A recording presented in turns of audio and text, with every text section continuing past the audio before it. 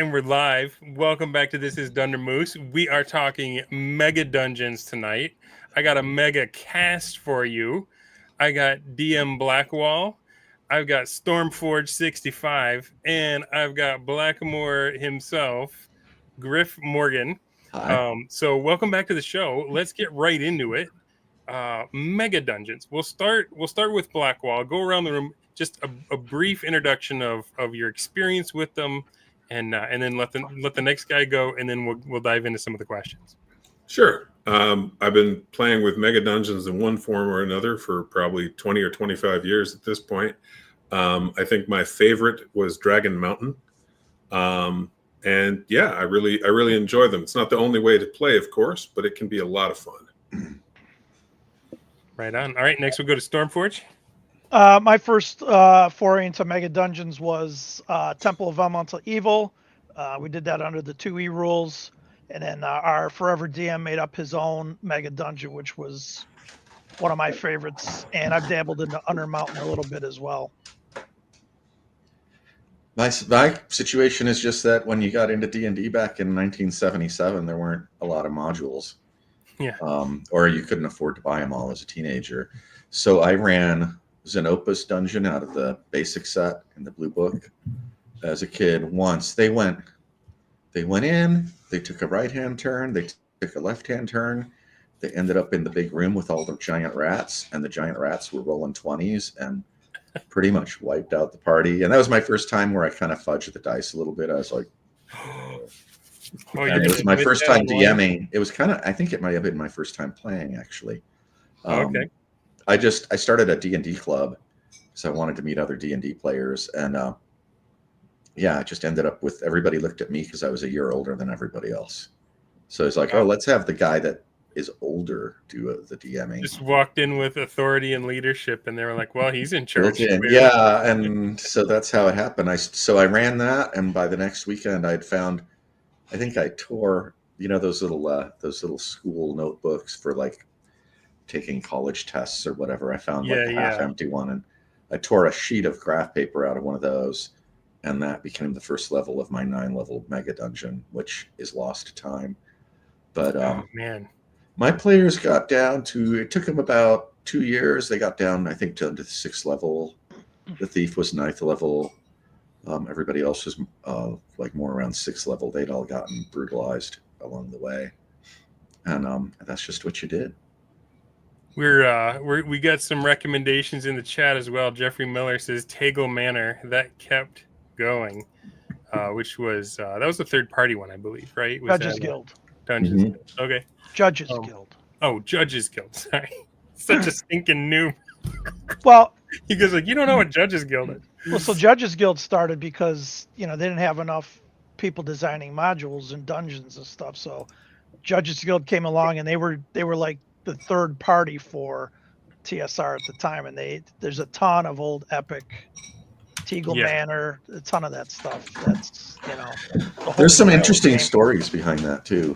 Yeah. Like Bob Bledsaw had been running a Lord of the Rings based campaign, and so when they wanted to publish Wilderness of High Fantasy, he had to redo his entire campaign because they couldn't publish under the Lord of the Rings name, and it was all heavily based on that. And when I talked to Bob Bledsaw Jr., one of the things he talked about with the Invincible Overlord being kind of the ruler of the big city and the realm, and he was like his dad basically telling him like, yeah, he's lawful evil with a little bit of good. Like he didn't want his evil dude to be just evil. He was Darth Vader. There had to be some, like there's some redemption in there. Sauron with a heart of gold. Yeah. What about your experience, Dunder? So my experience, the first time that I even came across the concept of a mega dungeon, I had been playing 5e, and I was very much in the conventional mindset of like the same band of 5 courageous misfits, none of them human, right? The animal crackers come into town. And I remember seeing that they had Waterdeep Dragon Heist, which fit in my head as a milieu because it's like, oh yeah, the Avengers heist film, right? And then I saw, well, there's this mega dungeon, and it's just this huge dungeon that you just keep going back into. And I remember that just did not fit in my head. I did not have the perspective back then to understand what this game used to be and what it had, in my opinion. I'm not trying to make anybody angry here. Everyone, I'm not trying to yuck your yum if you love 5th edition, but in my opinion, the game has not been refined. It's been watered down to the degree that, like, you look in the player's handbook at the items you can purchase, and there's a 10-foot pole, and it's like, why would anybody want to carry around something like that? Well, it's like, I've clearly never been in the Tomb of Horrors, right? No. Yeah. And the I know idea from the start, man. that there was this huge dungeon that you just couldn't solve in one or in a week. Like, you couldn't beat the big bad of the week and move on. It felt limiting. It felt weird and strange. And it wasn't until I kind of became dissatisfied with that style of play and started looking towards these older methods where I realized, no, there's something amazing about a dangerous place full of advancement and loot and treasure and experience that you don't outgrow in a couple sessions, that you can keep going back to it. There's something about going through the same rooms that you've already mapped, and that familiarity, it becomes a place in your mind, almost like a memory palace, if you will. Like, what it reminded me of, and this is a stupid video game comparison, but like in the first Destiny, there was a raid, the Vault of Glass. And I just remember how fun it was and how memorable the first time I went through that place and went through some of the quiet sections, even just because you had to, drop down through a bunch of caverns and find the secret door. And of course, after the second time, everyone did it quickly. But like, there was something about the familiarity of going into a dangerous place that you weren't supposed to be there, but you had mapped it. And so I still don't have my hands all the way around the game purpose of a mega dungeon and how it's separate from a regular one, but I know that there is something about it that's appealing to me and mythical in a way that's not just because it's large. It's not just a really large dungeon. There's something else going on there. So sorry for the way wordy answer to your simple question, but that's how I'm processing this stuff, guys. I think that there's like, when you asked me on, you just asked me on at the last minute. Yeah, thanks for being. So I was thinking about it, and I'm kind of the old man, the old grog here, because I'm older than everybody else here. And I started in 77, but I actually started earlier because I was on computers around 75 or 76 playing D&D. But one of the things is that the original D&D had rules for Underworld and rules for Wilderness. And if you've read original Dungeons and Dragons, the Wilderness rules, I mean, you can run into 50 orcs, right? Yeah, it seems like the dungeon is safer. Yeah, that's the thing, is that they designed it. I think that in their groups and they don't really say that in the rules, they probably, like, I know now that Arneson would run groups of 20 people into a dungeon. Wow. And it was just not, he was the first DM. Nobody had any expectations of whether, and nobody was playing computer games then. So it was like, they were going to sit there and listen because this is the most amazing thing they've ever encountered, and they're going to just be part of it somehow. And I think that Gary and Rob Kuntz and people like that were doing similar things, where they would run people into dungeons as large groups, or they would run a couple of high-powered characters into a lower level area, where they could handle what was there. But when we were playing, we kind of assumed the, one person, one character sort of thing as kids, because that's what basic D&D taught us. And so when you had a D&D group of like 5 players, you had to figure out how to play as a group of 5 people. And so it was kind of limited, as far as your ability to overpower things. And it took me a long time to realize, I think it was maybe 3 or 4 years later, I started just running 2 characters when I play in other people's games. Because I was like, there's no way we're going to, the dice odds are still variable enough that if you got 5 people running 1 character each, you're going to get wasted sooner or later. It's a deadly game. Yeah. And so I've been looking through the rules because I'm kind of writing up not a new set of rules, but just sort of explaining how to use the original rules. And and just kind of refamiliarizing myself with little details that they just slip out of your head.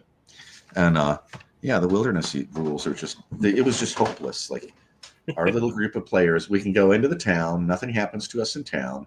We can say we're going to the dungeon and we magically walk over to the dungeon, wherever that is. Then we go down to the dungeon and everything's graduated for us. But if you look at the rules for wilderness, it's like the DM is rolling. I mean, I got the charts here. It's like, what are we going to run into? Let's say we're, I don't know, in the woods. There's a 1 in 8 chance of rolling on the dragon chart. Okay. Dragons. Yeah. Black dragons, white dragons, green dragons, blue dragons, red dragons, gold dragons, cockatrices, basilisks, and wyverns, chimera, and hydra. Like, and our 5 little, if we're first level characters in the wilderness, just trying to make it 1 in 8 chance. Yeah. And then they did have rules for running away from things.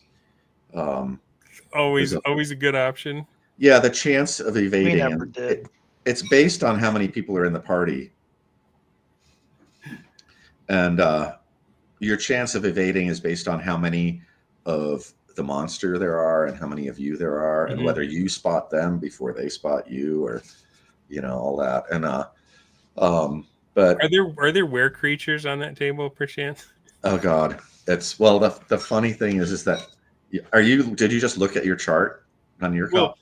I was looking at the Stonehell Megadungeon. One of the things you said earlier reminded me of that when you're talking about rolling 2 players, because one of the things they did on the first level is they have a little hobbit or a gnome or something he's been captured by the kobolds and they're torturing him, and it even says if one of the players has already died, they can take over this guy. Oh, so cool. The idea that you design stuff in the Megadungeon that can kind of show up and solve some of those problems. The reason I'm laughing about what you're saying about running away and asked about the were creatures is because Stormforge can tell you I was trying to run 1E and I still haven't really got that game down yet. And I'll let you tell the story. Stormforge 65. And he's rolling up the different encounter areas, and so we follow this tunnel into they went to a place room. I wasn't expecting, so I had to go no prep. So right. Let me just throw that out there. Yeah. So and we're first level, and it's real 1E stuff, and we go into this room and we strike up a torch, and there's a lot of giant rats. So I figured, okay, giant rats, and we start fighting them, and then he says, yeah, in the back, 2 of them get upright with weapons and stuff. And I'm like, we are leaving, and we're all leaving. And he's like freaking out. One of them gets bit. So now, and I think he was an elf. So, we're worried about, and none of these guys know because I'm the only nobody knew what were-rats were except for Stormforge. I did. And my character maybe didn't, but I did. So, and he's giving me this stink eye. He's like, why are you putting these guys up against us? Yeah. And more than one. So we throw some fire down to make good our escape, and we split. And he reminded me. Well, the session's over, and at the end, I'm the last one there, and I go, you put were-rats in? He goes, yeah. I go, have you read the Monster Manual of were-rats? He goes, no. I said, I had glanced at it. Magic and silver. He goes, I thought that was werewolves. I go, no, let's look together. So we look, and I go, see this chart? It's all the weird creatures, and it tells you +1 or silver, and we had neither. And you put multiples in there. So yeah, they had like 6 unkillable foes that they threw up against these level 1 characters. But that's how you play the old way, right? It's like getting chased out of the dungeon is half of. I mean, that's some of the best adventures are getting chased out of the dungeon. But in our group, we would never run, and our DM used to just drive him nuts because inevitably the battle always ended up on one roll. If it went our way, we would probably survive it, but really bad. If it didn't, we were getting wiped out. And it usually went our way. So, and I was telling Dunder at lunch, we had lunch a couple weeks ago, and I said, Temple of Elemental Evil is the first dungeon, Megadungeon, that makes you grow up. as a player, because we're on the fourth level and we're fighting the leaders of the temple, and it's a dog fight and we're getting our ass kicked. Somehow somebody put up a wall of fire. I can't remember if it was them or us, and we're really like, I telling everybody, I go, we might want to run, guys, but I'm mad because now they know we're here and they'll be reinforced. And I said, we blew our shot. And my DM used to like to make up these magic items, and there was a deck of summoning in 1E, but he'd made up his own. With every card was something different. So to my buddies, we're all high school buddies, and they were brothers. And so one of them, I go, throw a card to cover our escape so we can get out of here, so they kind of don't chase us, right? So he throws a card, and it happens to be a Boule. And I'm like, oh my God, this is awesome. And then it's our initiative. And I look at the DM, I go, and I was playing a Dwarven fighter. I go, can I ride this thing? He goes, yeah, I guess so. I go, I get on its back and I ride it through the fire. And I knew as a dwarf, so I probably wouldn't take that much damage on it, and because I should be able to make my save. But now I got a Boule with me, so they're going to have to contend with that, because I didn't want to run because we had blown our shot. So the other guy, he never wanted to be outdone, because he's a fighter. He goes, I'm jumping through. So he jumps through and makes the save. And the tide turned, and we wiped him out. And the DM's looking at us like, how did this happen? I go, if he'd have thrown an ogre, we would have ran. It just happened to be the luck of the cards, right? And it's one of those things, but it's just it's just hilarious. Me, a dwarf riding a Boule through fire to fight these guys. And he's just kind of sitting there like, how did this happen? I'm like, those are the best moments when you make the DM just go like, fun. Yeah. That's really cool. I mean, I think the first Megadungeon that I ran that we went the whole way through was Dragon Mountain. I still have the maps. They're really good, actually. I think at the time it was produced, it was the largest published Megadungeon. There are many larger ones now. But it was a hefty thing, and it was hilarious to watch for like 6 to 12 months of real life players fighting their way through it. Like, I don't remember. I think we were either playing weekly or maybe twice a week, and it took them a while. And they were actually just trying to get to the dragon, kill it, and take the treasure. Like, that's what they were trying to accomplish the entire time. And that was super fun. But I know when we were working on our sample Megadungeon advice for Horde Wars Advanced, which that's scheduled to be out in a couple months now. It was really fun because we actually had one play group just like kicking ass, just mowing through the dungeon, and another play group who were testing it, going over wave after wave of their own characters' bodies. They were, I think, in session 3, the most successful player was on character 2. Oh, wow. And most of them were on character 3. Oh, like the bard in those gamers videos, Darkness Rising, where it's just a pile of dead bards. Just a wall of dead bards to use for cover. It's funny because I was in the Hero of the Realms event at GaryCon earlier this year. And it was 4 sessions, but you had 5 different DMs because there was like 5 groups. You had like Mike Merles and Kelsey Dion and Andrew Scott Perry and Keith Baker and Zeb Cook. And each session was different set of rules. So they started with OD&D, and then 1E, 2E, and then they did a 3E/4E, and then they did 5E.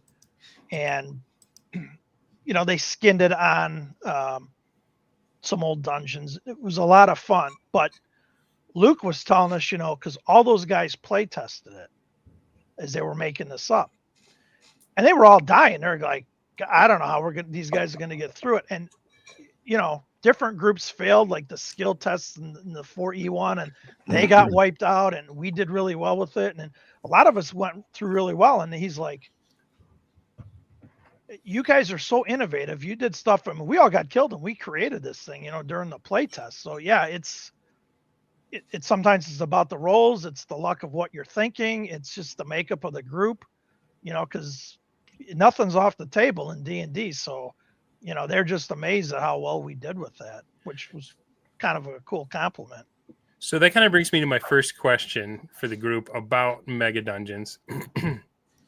And that is, do you want the player to know that they are entering a Megadungeon? Like, do you want them to know that's what they signed on for? Or do you want to reveal it slowly over time to where they're constantly going, how big is this place? So from a DM perspective, how do you approach it? And then maybe also from a player perspective, does it feel different when you do realize that? Does it feel different to be playing in a Megadungeon versus a standard, 2-level, 10 rooms per level kind of dungeon? We'll start with Griff. Well, I don't know. It's like you just run them into the dungeon. I mean, they don't have any way of. I mean, if you're metagaming it, outside of the game, it's like, oh, we're going to play in this dungeon. We're going to play in that dungeon. They're going to know what it is. But if they're coming to play with me, like it's game night and they've heard about something's going on, the players end up marching across the landscape for 2 days to some place. They find this thing. They're going to go explore it. They don't know. It could be like a one-pager, with like 10 rooms, or they could be on a nearly endless journey through something. And if it's in campaign mode, like it's a difference between like if we're going to have fun, we're going to play like a one-shot. Yeah. Especially if you're going to be handing out pre-gens and you're like, let's play at high level. Here's some 8th level, 9th level characters, right? And we're just going to tear it up. I did that once when I was a kid. I got tired of always running mostly low level, so I gave everybody like I think it was like 40,000 experience points in the old system. Wow. And or maybe it was 60,000. I was like, roll up a character, you get your character, we're gonna play. If you live, you get to keep it. And then I just threw them into this dungeon that didn't have. It was sort of a one way out, but you've got to get through it to get out type dungeon. Like a labyrinth kind of.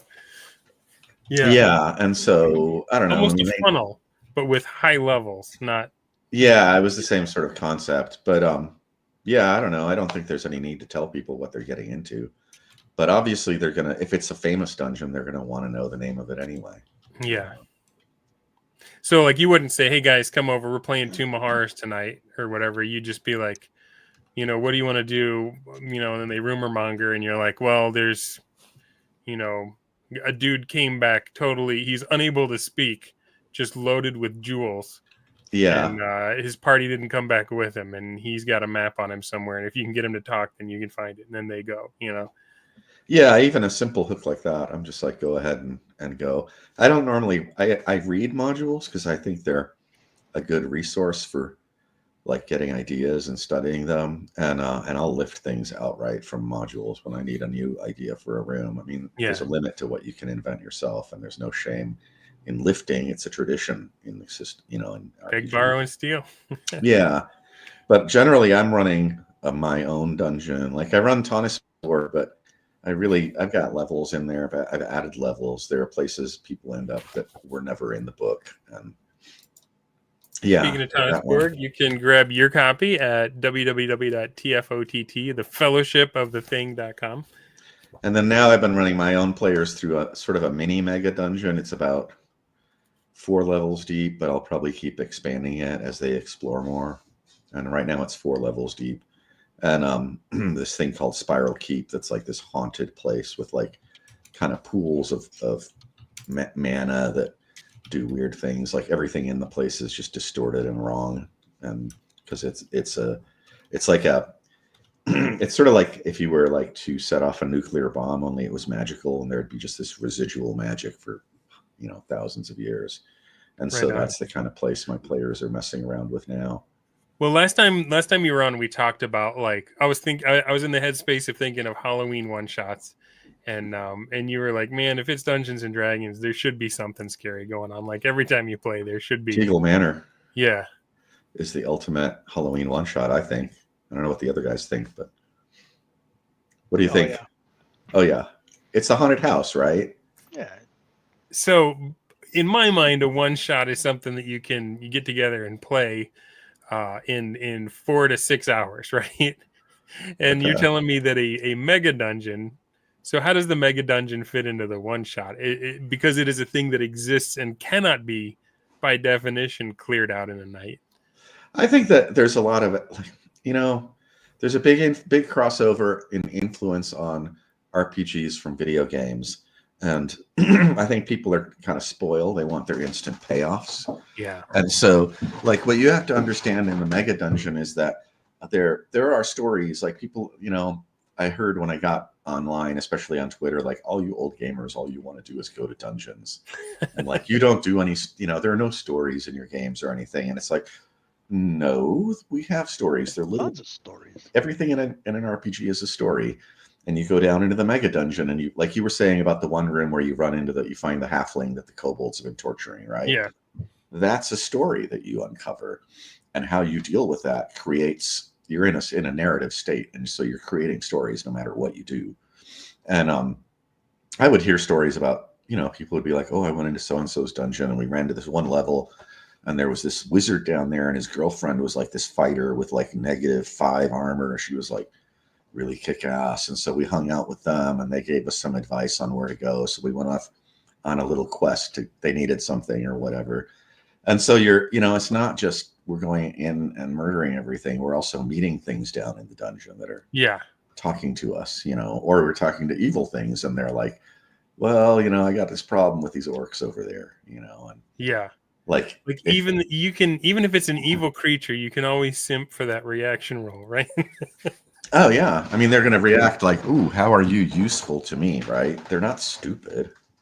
And so I don't know where I was going with this, but well, I was asking about one shot versus a giant. Oh yeah, so I don't know the one shot. Like, I ran Xenopus Dungeon at Arnicon, and that's kind of a one shot. It's got maybe 20 rooms or something like that.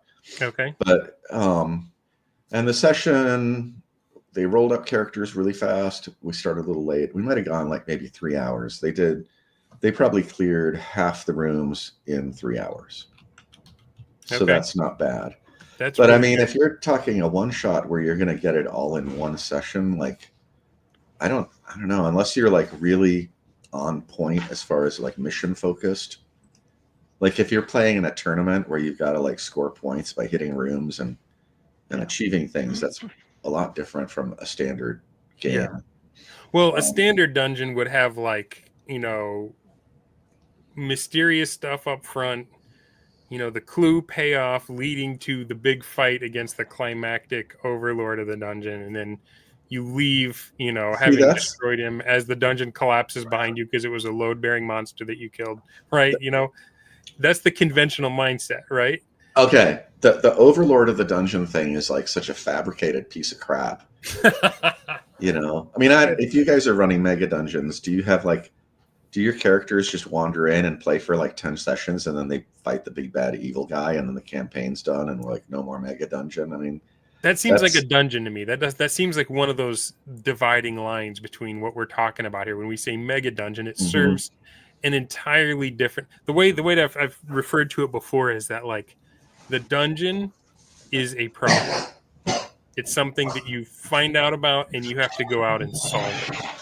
Whereas the Mega Dungeon is a solution. It is a place that you can go if you feel up to risking it, that you can haul resources out that can help you with some of the overworld problems and that kind of thing. Again, I don't have my hands all the way around it, but that's where my thoughts are. Go ahead. So Dundermoose, I was talking about it a bit in the chat. The Mega Dungeon, kind of by nature, I agree, does need to have multiple kind of factions. There has to be more than just a single threat. Also, by nature, it has to take, I would say, more than a dozen sessions to complete the dungeon, to get all the treasure, and it may not be possible to clear such a place. Yeah. I do think significantly longer is typical, but I think anything shorter than that, and you're dealing with really just like a smaller module or this sort of thing. But your main question you were asking was, do you keep it quiet from the players? Do you let them know they're in a Mega Dungeon? Yeah. And I think the answer is simply, do you have an extant campaign and they're now traveling to this location? In which case, you should probably keep it quiet and let them figure it out. Or are you trying to get buy-in into a new game? Because if you are, you probably should warn them. If you're like, yeah, really, this entire game is, you're going to be going into this one dungeon, that's the game, they should probably know. Do you think that would draw interest, or do you think they'd be bored with that idea? Like, this is all we're going to do the whole campaign is just go back to this one place? I think it Large would draw though it may interest be. for the right players. And so when we were playtesting Megadungeon rules, we specifically told people, this is what we're playtesting. And in some cases, we were like, we want your play group to try to push through this as fast as you can. Try to get to the end. We want to know how quick you can do it. And because it's important to stress test what you're designing, right? Yeah. And so that kind of gets into what Griff was saying. Like, what's the setup there? It's not all the same game, right? If you're just playing an ongoing campaign versus I've come to a con, I bought my ticket. I want to sit down and have a memorable experience. Or I'm competing against other teams in the same dungeon. I want to rack up a higher score than them. Tim, as a player, does it feel different to know you're in maybe a one-pager versus like you have stumbled onto something gargantuan? Yeah, I mean, I think it does, and I'm okay either way, you know. But you got to understand, from players in the group, are we casually meeting every couple weeks? Are we like, hey, we really want to, like, we played in the beginning, we used to play like every Saturday and Sunday. Then it was every Sunday or Saturday, and it was every other, and we got into a regimen. So from that perspective, sure, if I don't know for sure and I'm in there and we're going for a long time, as long as the stories hook me, I'm golden. And that's where the factions come in. For example, Temple of Elemental Evil. We knew it was going to be big because, you know, we kind of knew that's what he was running, you know, when we got into it. And I seen the book because I bought it. I never read it. I just had it signed and it's sitting on my shelf. But I didn't know the enormity of it. But, you know, we were there to play for the long term, so we loved it. If we were playing every, you know, once a month or something, that might be take forever. When my buddy made up his Megadungeon, I kind of knew about it because, you know, he was my best friend. So he told me a little bit about it. Yeah, 20 we were levels. talking about that, about how like there's some things that your friend just can't, like, he's like, if someone's interested, I want to talk about it. So he might have shared too much. To me, he kind of would, because I'd get him, you know, I'd wear him down. He'd tell his wife, Tim's wearing me down. I can't keep talking about it. But it was 20 levels, and I didn't even know that. And he had a ton of different factions in there, and it's what made it. You got to have factions in a Megadungeon because you're going to get bored going through it. So I love the faction things. And when you look at a Megadungeon too, you know, I think a lot of people just think, oh, it's this book, it's 20 levels, it's 10 levels. But I would also submit, theoretically, A1 through 4, GDQ series, you could call those Megadungeons because they might not all be in the same spot, but if they were, it's just a stack of dungeon levels, rooms, encounters that lead you to, you know, the big end. So you could kind of consider those that if you're going through them sequentially. Undermountain is different for me because you can use that to navigate through a campaign like we did it when we were playing in Forgotten Realms. We went into part of it and saved a small dwarven kingdom, and it was part of the storyline. But we didn't stay in Undermountain. We went back out and we did something else. I think we went back to it for something else, but that's an interesting one because you can go, hey, we're just going to campaign in Undermountain because you'll never clear it because Halaster's making rooms every day. Yeah. Or you can use it to navigate through another campaign, which is kind of what we did. So it's cool from that perspective too. Right on. Let me get to some questions in the chat. Oh, whoops, that's not the one I was trying to click on. Where'd you go? Shikaka, forgive me if I'm mispronouncing your handle.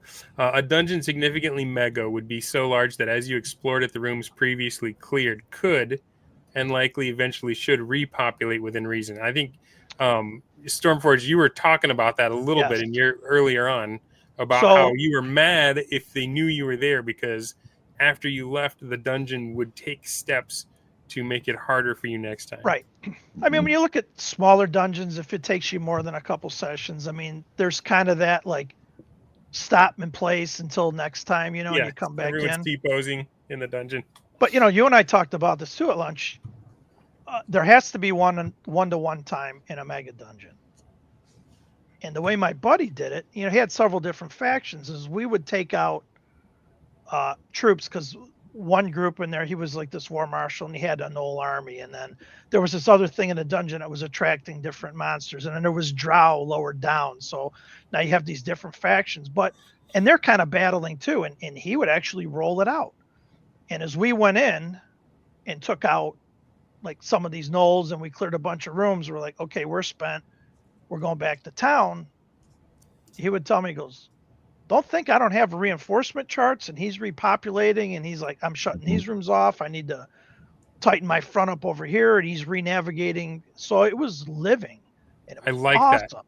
The monsters get a turn. The dungeon gets a turn. It's not just standing there waiting for you to destroy it and leaving it fallow. Yeah. When we went back in, we may actually have to burn some resources, because we don't know if that room we went through was repopulated again. And that was the navigation of it, and just the mind battle of, I think we're okay, we don't have to do anything, and then, oh my God, there's a trap, and you know, we're ambushed, but that was the fun of it. Now, I would agree. If we were in a dungeon and we were in the middle of something, you know, time stops, because you're kind of sort of in the middle of something, and there's some places where you can go where you it's got to make sense, right? But especially some of those old tricky, like an elevator trap where you step into it and it takes you down to level 3. That happened to us. He had a room you went into, and we had there was these special rings, all the different metals, and adamantine was like the master key, and we'd actually got one. And there was this room when you go into, and there was 4 doors, and it was like an elevator room, but it existed on 4 different levels sort of at the same time. It was kind of cool. So we went in, we're like, hey, we didn't know it was an elevator room. And we're like, let's go through this door. Well, we got trapped on like level 6 caverns of this mega dungeon. That took us weeks to get out, because we were trapped. We didn't know where we were at, and we're trying to figure our way back out. It was awesome. But because he did something crazy like that, he had to put things in there so that we could survive and gain levels. And he had this little cave that had a hallowed spell cast on it. It was sort of tucked away in a corner. And we happened upon that. And it was sort of a place to go hide and regroup. And further down, I think it was like level 6 or something, there was this like magic, kind of a lake with this magical water, and it's like a lake of remembrance. If you had enough experience, you could go and you'd look at your reflection in the lake, and you would see like, oh, I was doing this fighting or casting these spells, and here's how I could have done that better. And then, you know, that was a way to keep you in a dungeon and gain a level. And it reset after so long, right? So that's right. So you can you're stuck down there. You can't get out, but you can still do some of the things that the game would normally allow you to do when you return to town. Didn't abuse it, but it was a way to help, you know, gain you a level and stuff. That was in your buddy's mega dungeon that he created, or Elemental Evo? It was the one he created. It was just a different mechanic, which I thought was pretty awesome. So, and it just, you know, because he knew how big it was, and he had put a whole story behind it, and you could see it and find it. And the way he had created it was, he created it from the original big baddie who created it, and then, you know, cut to, you know, X amount of years later, what are these rooms at now? So we were investigating. We were like, well, we think this room used to be a library, but now it's been taken over and the gnolls have it now. Or, you know, so you're trying to piece together, like, because he goes, every room had to have meaning. It's just, I'm just not going to put a room here for a room here. There had to be meaning. I love that idea of gnolls taking over a library, that you got like 2 gnolls in the back arguing over James Joyce's Ulysses or something. Yeah. But, you know, he made it so that every room had a reason to be there, both previously and now, right? So it was kind of cool from that perspective. It wasn't just, I just use the room finder and okay, here's, I like this kinda like idea the of being able to B1. go to the dungeon to kill literary critics. Oh yeah, It's just like, oh my god, that's great. yeah. You're next, Shelley. You're next. Yeah. But I don't know. I think that there's like, I mean, there's a whole tradition with these, Yeah. like I think that now you see Megadungeons as products, like you see them in, I pull it out of the pile. Where is it? You see them in this book, right? But this was, Tonisport was just, Greg Svensson's, I mean, the what we got when we made the book, what was left was Xerox copies, so you lost the grid that was underneath it, right? Yeah. But this is just like a home dungeon, right? That somebody created on their own. And when I started, I made a level, and at the time I didn't know about, now they call it jacqueing a dungeon, but actually it's Arneson thing. Arneson was doing it from the beginning, and so was, and you can see it in Tonisport too. But like the big dungeons that I see from a long time ago, they have a lot of, like, the design features I'm seeing are hallways that connect everything, so you can navigate without going into rooms for the most part. Yeah.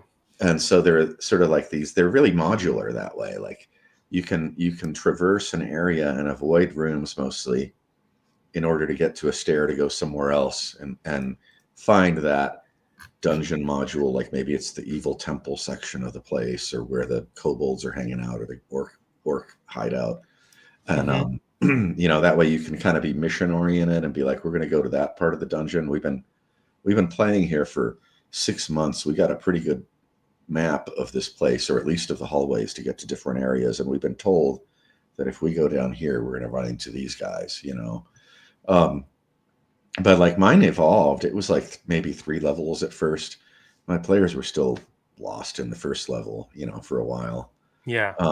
And then well, and that's the thing, is if you're restocking it every time they come back, they could spend a lot of time on the first level until they've got it all the way mapped, and never not have resistance or interactions or something to do. I had a card file, a 3x5 card file, and you'd get to a room on, each level had numbered cards, and you'd get to a room and I'd pull out the card and see what I'd put in there that week.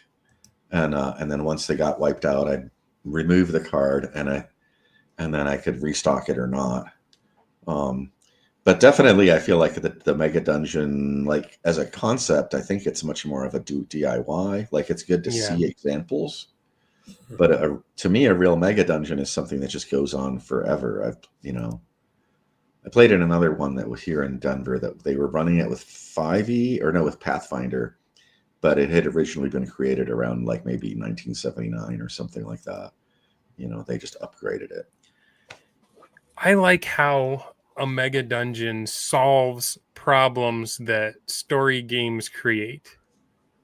Like, what I mean by that is, in 5th edition, there is a heavy emphasis on making sure that you tally up the fighting and survival capability of the players, and then find a CR. I forget what the CR stands for. Challenge rating. Challenge rating. Thank you. You want to match the challenge rating so that they never, just get curb stomped by some. You don't ever have the Gandalf, flee you fools! This foe is beyond any of you. It seems like they're trying to tailor make it so that you always defeat the big bad evil guy with your last remaining hit point, right? And the cool thing about a Mega Dungeon is, in the older style, each level represents a certain quality of bad guy as well as quality of loot. And so the upper levels, basically, if you're level 1, you should be able to hang with most of the stuff, not all.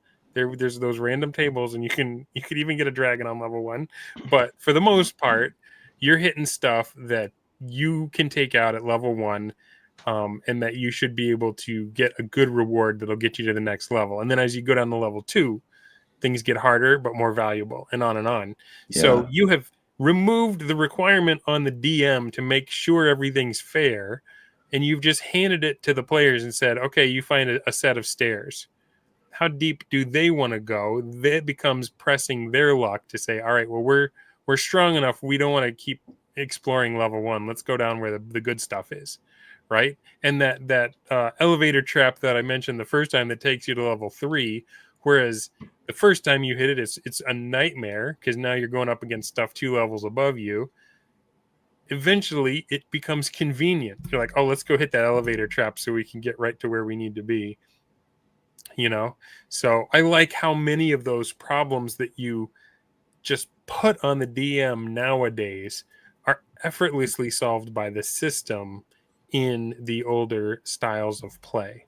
Well, but also you have to remember that a lot of modern games are far more interested in, what's the word, fair or balanced play. Yeah. That was not typically the goal of older design, and I think it shouldn't be the goal. It's far more interesting to potentially run into those 50 orcs, right, that you mentioned in the wilderness. It's more interesting because that at any moment that could happen, and you'll have to figure out a way out of that problem. Now, it sucks if that's all you ever run into, right? Only really hard challenges for your level, but the capacity to have either, wow, this is super easy for us, or oh my goodness, we should run. That gives you far more interesting stories and will drive innovation in players in a way that just following a CR system, especially if it's a good CR system, will stop, because they'll just kind of repeat the same actions over and over and have the same general the thing about experience. the CR system is it kind of locks you into that one mode of play where even when you're at level 9, you're a name level. You should be setting up your own domain by now, but you're still in the dungeon kicking through rat bones trying to fight things that are on your level. Whereas like in the older style, it's crazy that you can run into 300 orcs in the overland. But once you roll that random result, it stops being random nonsense and becomes part of the world. And now it's like, well, the kingdom has a problem. There's an army of orcs on the move. Where are they coming from? What are they doing? And it becomes part of that story that Griff was talking about. That's not pre-written at all. It's written as you play together. And that gives you incentive to say, I need enough loot to hire enough soldiers to defend our teeny little, tiny town that we started off in, or I need enough that we can gain favor in the city and get the rulers to give us fighting men. And just by having it starts you thinking as a player about increasing your power in the world and moving up in the ranks. What do you guys think about that? Well, I wanted to comment because you were talking about the focus of the what the systems are designing toward, the newer systems. And that's something I've thought about a lot, and I have a lot of blog posts about it, and where I talk about the original game and how they did have to do some things. There's a lot of pandering to players that happens even in the original edition of Dungeons and Dragons. And this happens in the form of like armor classes. Like if you go to the first level, hardly anything requires anything more than maybe you need to hit a 13 or a 14 to hit it. And that's because it's just like, once you get into those higher numbers for the players to have to hit to get a hit, they're gonna get bored.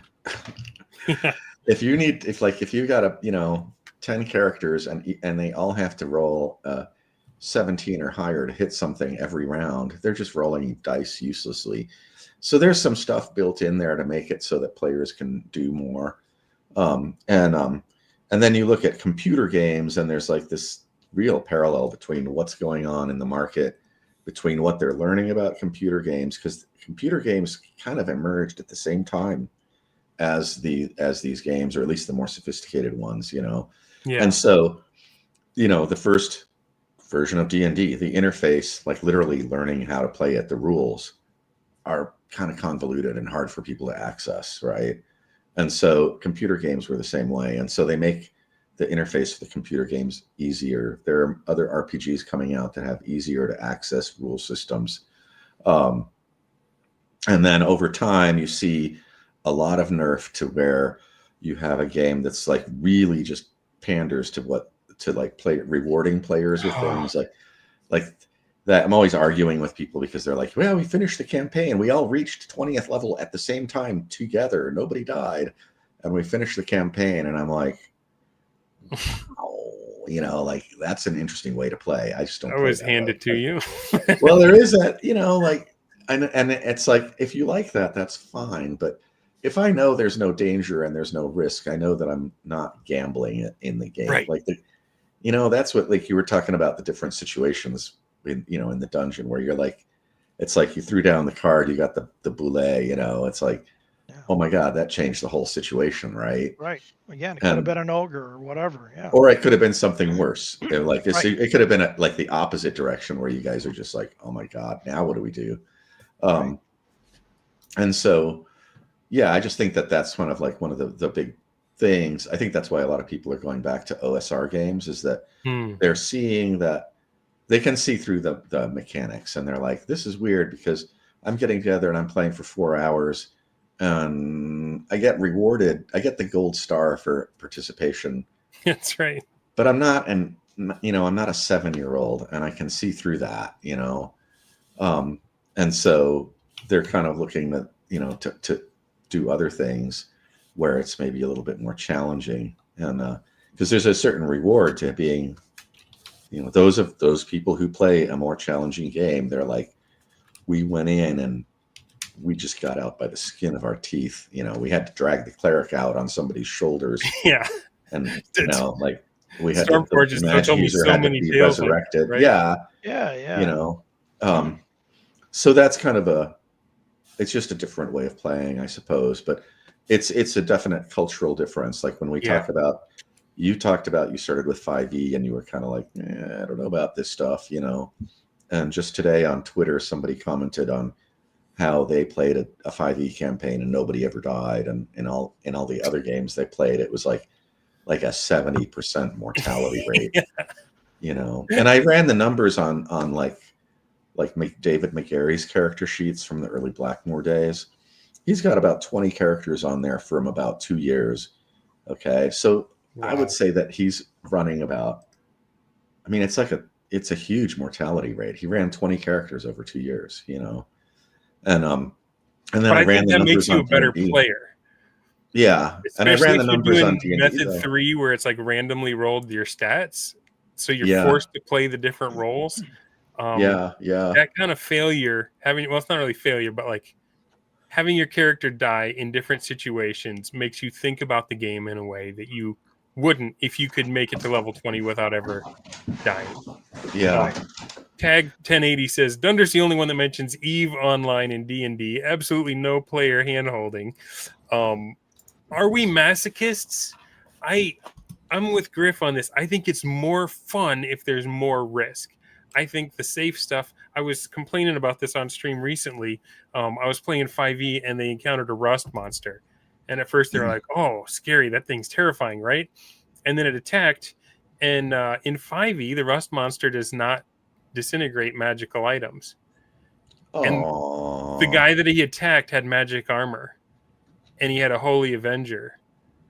And I'm like, well, dang it, dude. Do you have anything metal on you that isn't magic? And he's like looking through his character sheet. And he's like, oh, I got this Warhammer. You can dissolve that. And I'm like, this is not scary in the slightest. When they removed level drain, right? Yeah. Like, you don't have to be all spooky and scary in how you describe a wight if they know this thing touches me and all the thousands of gold pieces and all the weeks of training is just gone. I'm going to drop a level just because it touched me.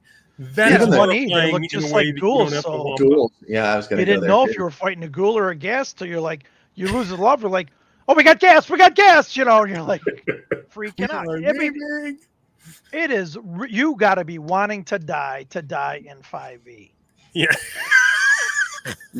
You just really hate your character. And look, some of my best stories were character deaths. You and I have talked about this before. Yeah. Like in the temple. I think we were in a temple and we were on the fire node and we round the corner and there's a pyrolisk. And it's looking right at me. Like, roll a save. I'm like, okay. 1. I'm like, And he's like, Whoosh.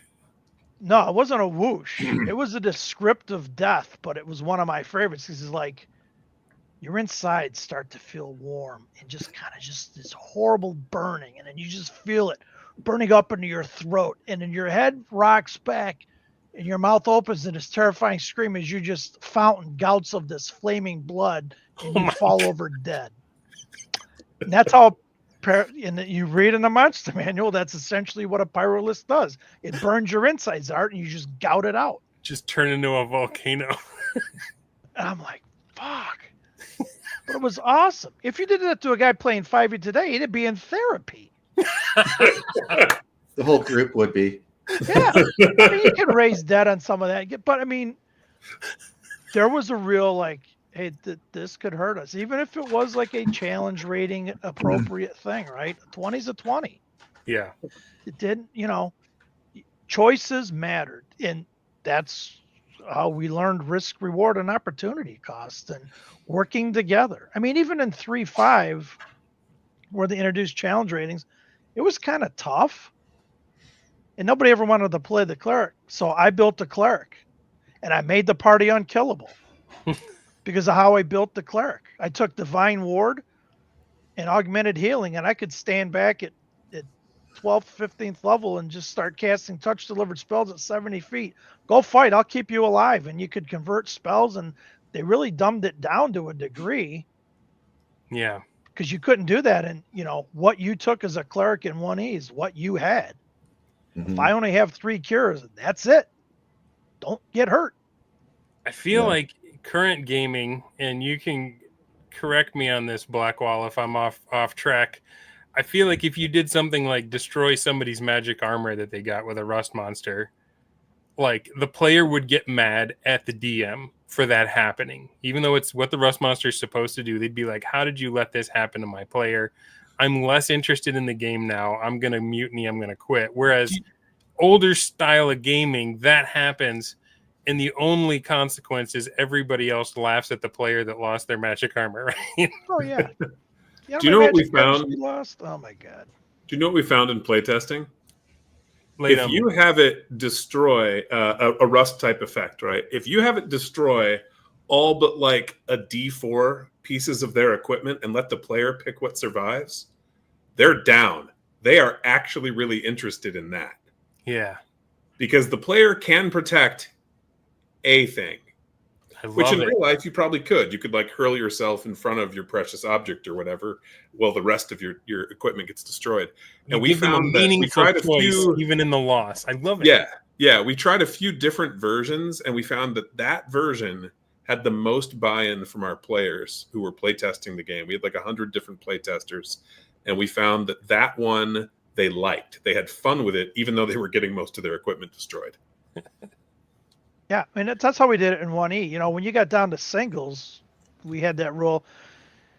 If you've had like most of your hit points, you had like 75 hit points or whatever, and you got hit with burning hands. Okay, you take the damage. But if you were in singles, you got hit with something like that, you were losing something. Yeah. And we had our equipment sheet, and you'd be like, okay, look at all your big equipment, roll a die. How many things you got? I got 15 things. Okay, roll, 2 die 8. You're losing something.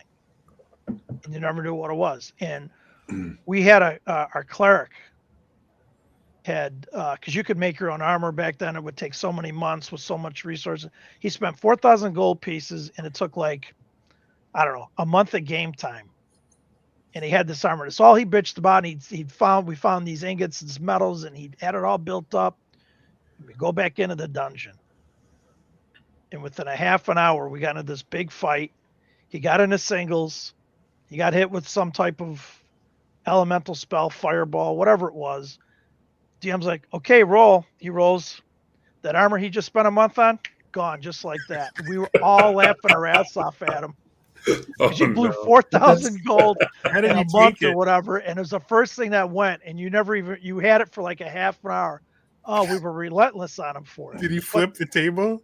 That was like, no, he didn't flip the table, but he's just like, God damn it. He was just so pissed, and we were like laughing so hard. But I think it's important to encourage players to have like multiple characters, because that way I think that alleviates some of the agony of like the character death thing, and then that way you get the idea of the mixed party.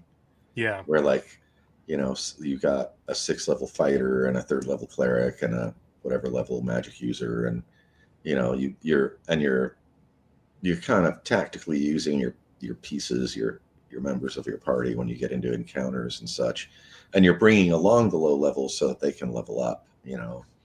But it's hard to get players. Like I had one player, like what I'll do is I'll let them, it'll start as an NPC and then it can become a character, you know.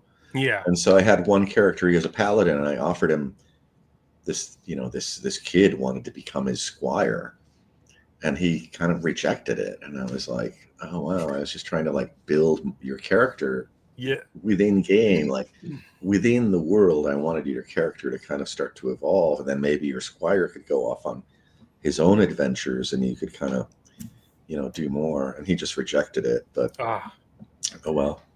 My paladin make people play well. I was playing Forbidden Lands, and the DM just had this NPC character that was a henchman of the big bad, but he was really dumb, and we convinced him to join our side. And so then when I took over DMing, the DM was like, well, I can play this guy. He had 2 characters. One was one he'd rolled up, and the other was this guy. Guess who always made all the critical successes when it was time to run or climb or do, like, the guy was Spider-Man. And like everybody fell in love with the henchman instead of and that's the kind of thing that can happen when you say, yes, yeah, I'll have a squire. Yeah, I'll have a link boy to carry the torches so I can use my bow. Right. And it just opens the game up in ways that I'm disappointed that he said no to that. That seems like a amateur move. Well, we had an orc that our 1st level magic user charmed in our 0E game, and the orc just became kind of the mascot of the party, you know. And so I just deemed it that he was a party member and he got experience points. So we suddenly that guy was running 3 characters, but I would act out as a DM. I got to act out the orc. And so, because he was always the lead, they'd tie a rope to his waist and send him out 50 feet in front of the party because he could see in the dark to explore. They'd be marching behind him, you know. And so I'd be like, the orc up ahead goes, you know, because nobody spoke orc. That was the best part too. It was like, and it was, you know, kind of a I guess gonzo, you know. He's got to haul him out of every pit trap he steps in. He would fall into pit traps. They'd haul him back out. He was the mine detector, you know, everything. But they you know, they would heal him and took care of him because he kind of became a special character, you know. He's inherently evil, but they love him anyway. Yeah. Well, and you know, that whole thing about like the alignment system is stupid anyway, so I just kind of. Well, OD&D doesn't have good and evil, right? It's just got law neutral, and chaos. Yeah, well, by it does, because when you get to OE is pretty much anything up to about 1979. Okay. You know, because the Player's Handbook, I think it came out in 77 or something like that. It was late 77. Like, it was a good year. I think it might have been like right before Christmas of 77.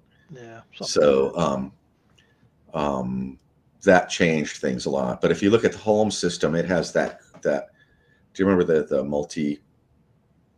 multi-direction alignment system they came up with?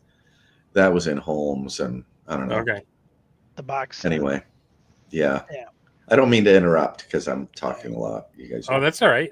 Tim, you looked like you had something to say on the last. Oh, my paladin. We were doing a henchman rules with that, and I had 2 henchmen with us, and we happened to be in the G3, and I had to work that day, so they were running my paladin, and we were in the cavern level, and I get to my buddy's house where we're playing, and he meets me at the door, and he's like, we did a stupid thing. I'm like, what the fuck did you guys do? So apparently they went down there, and the cleric decided, you know, there's an altar down in the cavern level of the G3 to this elder elemental god, and they decide they're going to go do some type of ceremony at the altar, which if I'd have been there, I would have said no, but he does it, right? So apparently, and I was, placed right next to him, obviously, because I'm going to protect the cleric. I think we were worshiping the same god. So if you do it wrong, I forget what the mechanic was, but this giant tentacle would come out and it would grab the strongest character and it would just take it. Gone. Happened to be my paladin. So I get there and they drew on the map, they drew a little coffin box and my mini laying in there. I'm like, fuck, why would you do that? So I lost my paladin. I became Corendal Tigerlock, the squire, or his higher level man at arms, and that was my character going through the rest of it. So yeah, I mean, you never That's know. rough too. I don't know what 2E is like, but in 1E, like paladins, That was 1E. You need to have a 17 on your charisma. It is very rare to get a true it's paladin. hard to get. Yeah. I had him till the G3, and then bye. I did want to ask you one more thing. This is related to the restocking of the dungeons question, but one of the things we talked about over lunch, denizens, factions in the dungeon sending assassins after the players. Yeah, that happened to us. So tell me about that. And like, was that, because I feel like you do that in 5e. If their characters die off screen, that would be, So I mean, they would, you talk about the whole team needing therapy. Like they would one mutiny. One of the bigger factions, we kept killing all his gnolls, and it was really hurting him. And he had this wizard with him, and they were doing these. There was some magic that in experiments you could only do in the dungeon because of there was a lot behind it. At any rate, he was from the Great Kingdom, so he got a group of like evil adventurers, kind of like a bounty hit squad, to come after us and take us out because clearly he and his gnolls couldn't do it. Well, somehow we got wind of it, or we stumbled upon them, and so me and the rogue, I think we had a bard, and one of the other guys, we're gonna go scout, right? So we come across this small cabin, and we see a couple of this group in this cabin, and the guy playing the rogue was, he was out there, man. He was just all kinds of crazy. So he had found this scroll of time stop. And he looks at the DM and he goes, how does time stop work? And he's like, what? He goes, well, I got this scroll of time stop. Because, but you're a thief. He goes, yeah, but I have a 25% chance to cast this thing and be successful. Because, you had a percentage up to a level, and he had 25% at that time. And we wanted to find out what was going on. So, like, okay, but man, you blow it, something bad will happen. He makes the roll. We cast time stop. So I jump through the window and I take one of the guys out. And then he comes in and he takes another guy out because we left the leader to question him. So essentially how it went down was they're sitting there talking, and from the leader's perspective, he's talking, and all of a sudden he sees two of his guys just drop dead, and we're standing there. And, the room fills with sonic booms just from you walking in. Yeah, and so we were laughing because from that guy's perspective, he's like, holy shit, so his morale's down. So he's making all kinds of rolls. And we found out, this guy sent all these guys after us, and because they couldn't take us out. And we were such a nuisance, and we had to find the rest of them and take them out. So it was a really fun thing because we didn't expect it. And this had never been done before, but it was kind of cool. Like, hey, we're that good that you had to send a group after us. Yeah. I'm like, wear that with a badge of honor, come at me, bro, Right on. Fun. It was all part of it. So what other ways can you guys imagine, either from a design perspective or from your own experiences, where the Mega Dungeon can reach out past, like, it's not just as soon as you make it out, it's home base and you can touch a tree and you're safe. Like, how else can the Mega Dungeon retaliate? I've had a monster come after the players when they fled outside of the dungeon in an attempt to recover, I basically rolled to randomize the monster behavior. Actually, I had the players roll, and they rolled poorly. And then the guys on watch rolled poorly. So they got ambushed by the creature from the dungeon who came after them while they were sleeping. Because their guy on watch bombed his check to be alert. You know what it I guess reminds you didn't me let of? him sleep in armor, did you? We do not. There is a feature that you can pick up. Like one or two of the characters might be able to, but in general, no, they can't sleep in armor, and it is rough. Oh yeah. Same with us. And it takes like minutes to put on. Like, I ain't getting that on before we're all dead, so I hope they roll low or we're smoked. Did you guys ever see that movie, the Weird Al Yankovic movie called UHF? Oh yeah. Mm-mm. There's a scene where he's parodying Raiders of the Lost Ark, and he does the whole thing where he sneaks in, dodges the darts, gets the idol. He's sneaking out, and then like the big boulder comes rolling down towards him, and he runs and he makes it just out of the dungeon, and the boulder's still rolling, and it just smashes through the doorway and keeps chasing him. And he's just running. He has to turn right, and the boulder like hangs a right. Like it will not stop chasing him. It is the funniest scene, but that's what it reminds me of, where it's like, yeah, no, they don't stop just because you went through the last door. If they don't master themselves, they will pursue you. I love it. Yeah. I just think it's, the main thing is that it's kind of there's a reason people did it, what I talked about earlier, because the way the rules were designed, and it does have like overarching, well, it depends on how you run it. I mean, in the old days we ran it, we were just teenagers. We were having a blast, You go in, you wreck it. Sometimes it wrecks you. Yeah. We do that over and over. Every week the DM's got some new idea that he's throwing at the party, and it's just like trying to one up each other, or else somebody else is DMing the next weekend and you want to see what he's up to. Yeah. But in my own campaign, now that I'm older, I'm kind of running a more realistic campaign. Mm-hmm. Sort of realistic. I've realized you can really combine the gonzo with the realism, and it works, Yeah, peaks and valleys, right? I had the situation where I was running a group of people online, and I used the scenario a couple times, and it was just a scenario where they get hired in Blackmoor and they get indoctrinated into this secret society, and it's the Order of the Dragon, which is known as like a military group, but really what it is it's kind of like the FBI or CIA of Blackmoor. Yeah. And so they get indoctrinated into that, and they're noobs.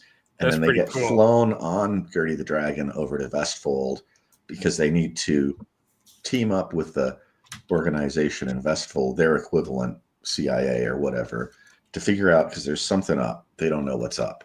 And sorry, it's a long story. Oh, that's okay.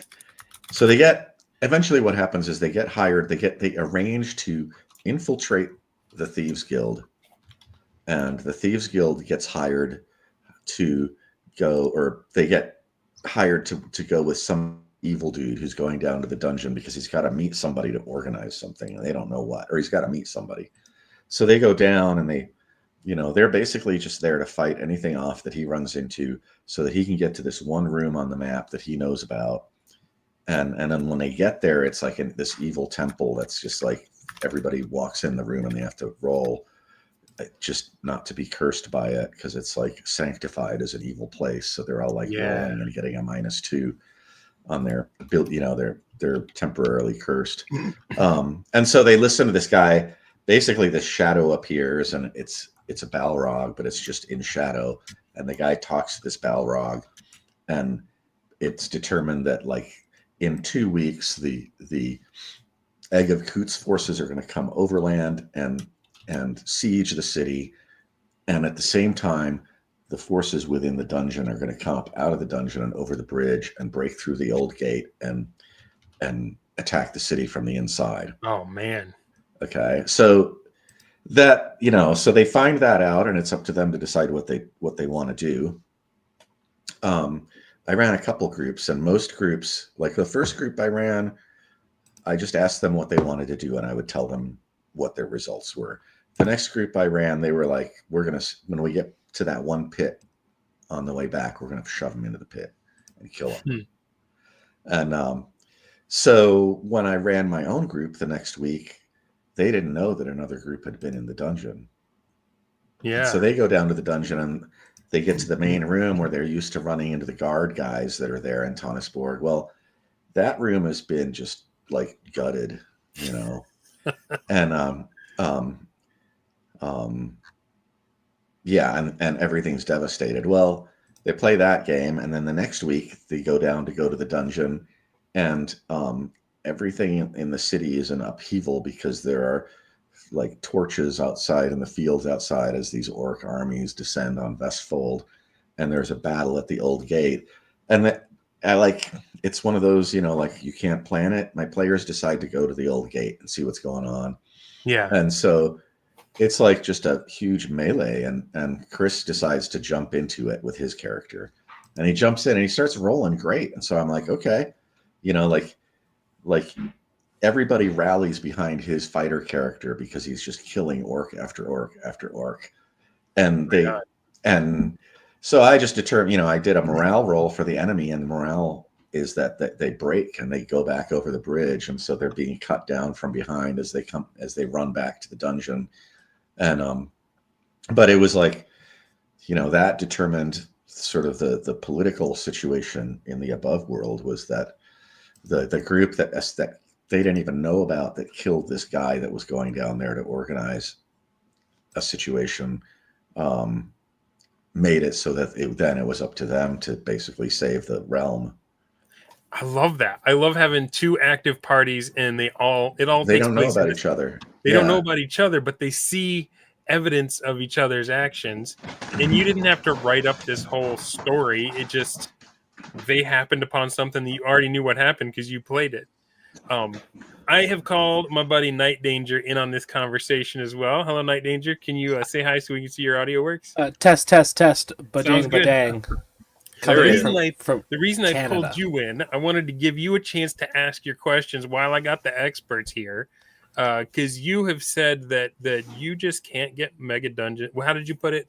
They've never been successful for you. So I've never been able to run them. I've played in my buddy's campaign because our home group, we alternate every other week between his game and my game and his game and my game, and he's run these huge sprawling dungeon complexes that we go back to over and over again, and it's a blast, and we have a great time. And then when I try to do the same thing, it just something doesn't click.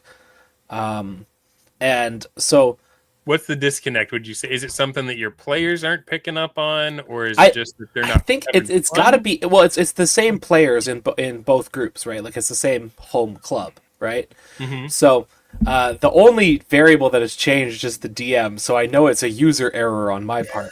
And I think the big thing I want to know, so I tried running Barrow Maze because the vibes were really strong. I thought it was very cool. I'm reading through it. I'm reading the book. I'm super excited about it. I print off all the handouts.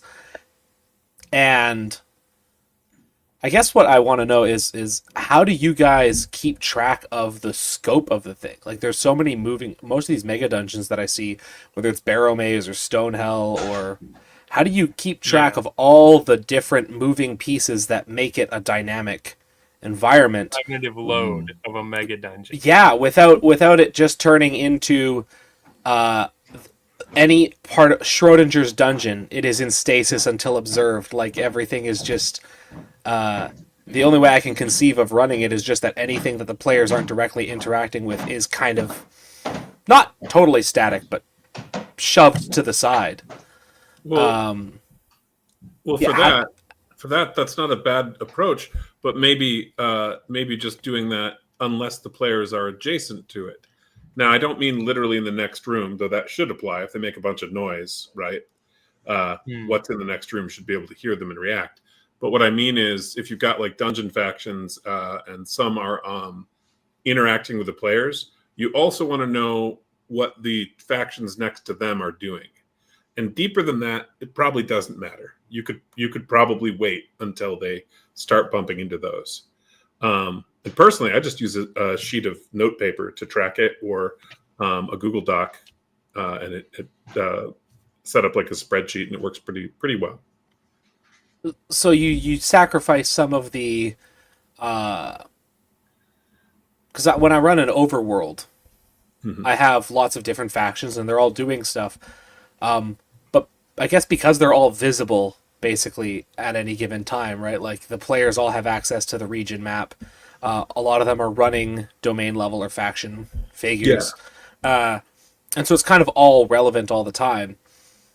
And I guess in my head, I think there might be a hang up there of that it breaks the verisimilitude for me to imagine that large amounts of the dungeon are basically sitting there waiting to be interacted with. As a player, I feel like that kind of environment pulls me out of the experience a little bit. Well, I meant if you are struggling with mental load to run it, that's an easy way to do it that still gives you some dynamic action where things are happening the players aren't directly observing, but where you don't have to track everything up front. Yeah. Well, and Jeffrey's kind of along the same thoughts as I'm having. He's saying anything the players cannot or have not seen, they can't perceive as static. Segment off factions and have a rough idea of their reactions to counter. So it's like, there's stuff that that the players don't see. So it doesn't really, I guess, it doesn't really matter if it's static in your mind. I feel like it also might be a difference between a product and something that the DM is kind of making. So maybe I'll ask the panel that might be How do you huge. prep sessions in a Megadungeon? How much do you have to read the whole Megadungeon and understand everything, or do you just like get the level and maybe one more down in case they find a way down there? Well, my way is always to. First off, I start out with my preliminary concept of why the thing is there. Usually there's some reason for the ruin existing. If you look at archaeology, like cities are built on top of themselves and they actually form these hills known as tells. And like even Paris, I think it was the 1700s when they just destroyed it and rebuilt it. And Paris has dungeons underneath it. Like the tunnels of Paris are a well-known secret, And so our dungeons are kind of like that, only a little bit more involved. I think that if you're kind of trying to simulate a real world setting by having NPCs that are constantly moving around and doing stuff, and that's kind of, I don't think I would worry about that. Like I have like when I create areas, it's like, this used to be a temple, or this used to be a fortress, or these were dwarven mines. Okay. So I know what the architecture is. Okay. But then somebody else moved in there and they're using it for something else, right? Maybe they're just camped out there temporarily. They're a goblin raiding party, but they're not even from here. They came down here from somewhere else.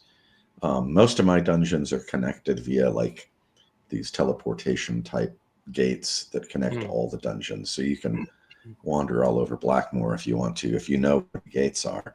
But it might be safer just to go overland. But those factions are kind of like, there's a reason they're called non-player characters, is that they're supporting cast. They're not the most important thing there, unless they get really wrapped up into whatever the story is that the players are involved in. And then you just start to deal with like main characters, like Lavender, the assassin guild leader. She's a main character. The players interact with her and her motives.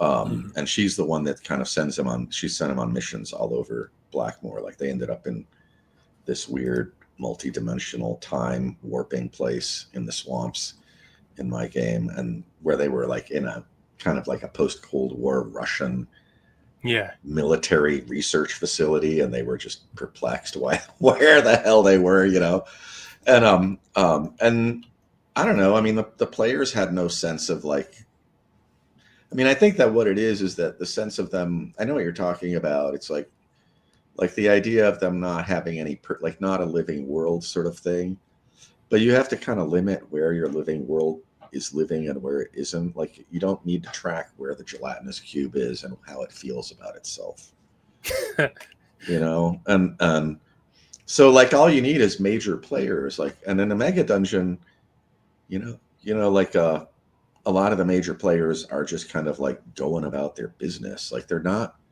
motivated to, the Balrog on the 10th level with the hordes of orcs, he's just chilling because he's got his like army of orcs. He's got his place to be. They bring him humans to torture and mess with. Like life is good. Like to him, it's like I don't know, inheriting a house on the beach in Florida. It's like I'm on the 10th level. I got humans to torture. Wonderful.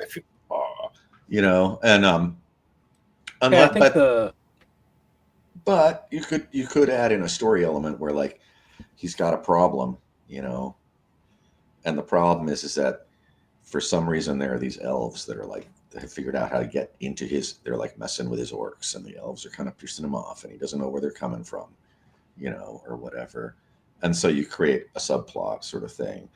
But even that doesn't, it's like you can just wing it. It's like, well, last week the elves showed up and they killed 20 orcs. I don't know, you can roll dice, you can make it up yourself, but I don't think like what you're talking about is, I don't think my players would ever know what's sort of live and what's static in my game, because they don't have the time to go to that point, I wonder if there's a disconnect that's happening where, because I know what's static, I'm getting in my own head about what the players do and don't notice, because almost certainly they don't perceive everything that I'm running behind the screen. So I think there's a hang up there. I think I'm the world's worst dungeon master. Like, I think I suck. And it's because I know all the secrets, right? And so like you know what's bullshit and what isn't. Right. And so I think what you're doing is kind of like, it's sort of that, I don't know, it's like you're telling yourself that it's like not fun and exciting for them because you're so busy running the game that you're not having a lot of fun. And a lot of times, like, half the game sessions I leave and I'm just depressed because I'm like, God, I probably sucked, and that's like been my experience of being a dungeon master since like for almost 50 years now. Is like sometimes it just isn't fun, and but then it's a lot of times it's those sessions where you think you sucked that all the players are like, oh my God, that was amazing, but you were just so busy tracking things and doing stuff that you're not. I mean, you're the dungeon master, you're doing a different game, and like a lot of your fun happens before the game happens, when you're scheming and plotting and writing notes. It's like playing Halo and you're worried about how accurate your skybox is, and the players are just having fun teabagging each other's corpses. Right? You're processing the background and the under subroutines. I do think for Barrow Maze, that one's got a lot of undead. And if ever there was a creature which could T-pose in a room until you get there, it's the undead, right? Like it's just creepy how still they can just stand and wait, right? I guess two follow-up questions then for you. One, you talk about major players.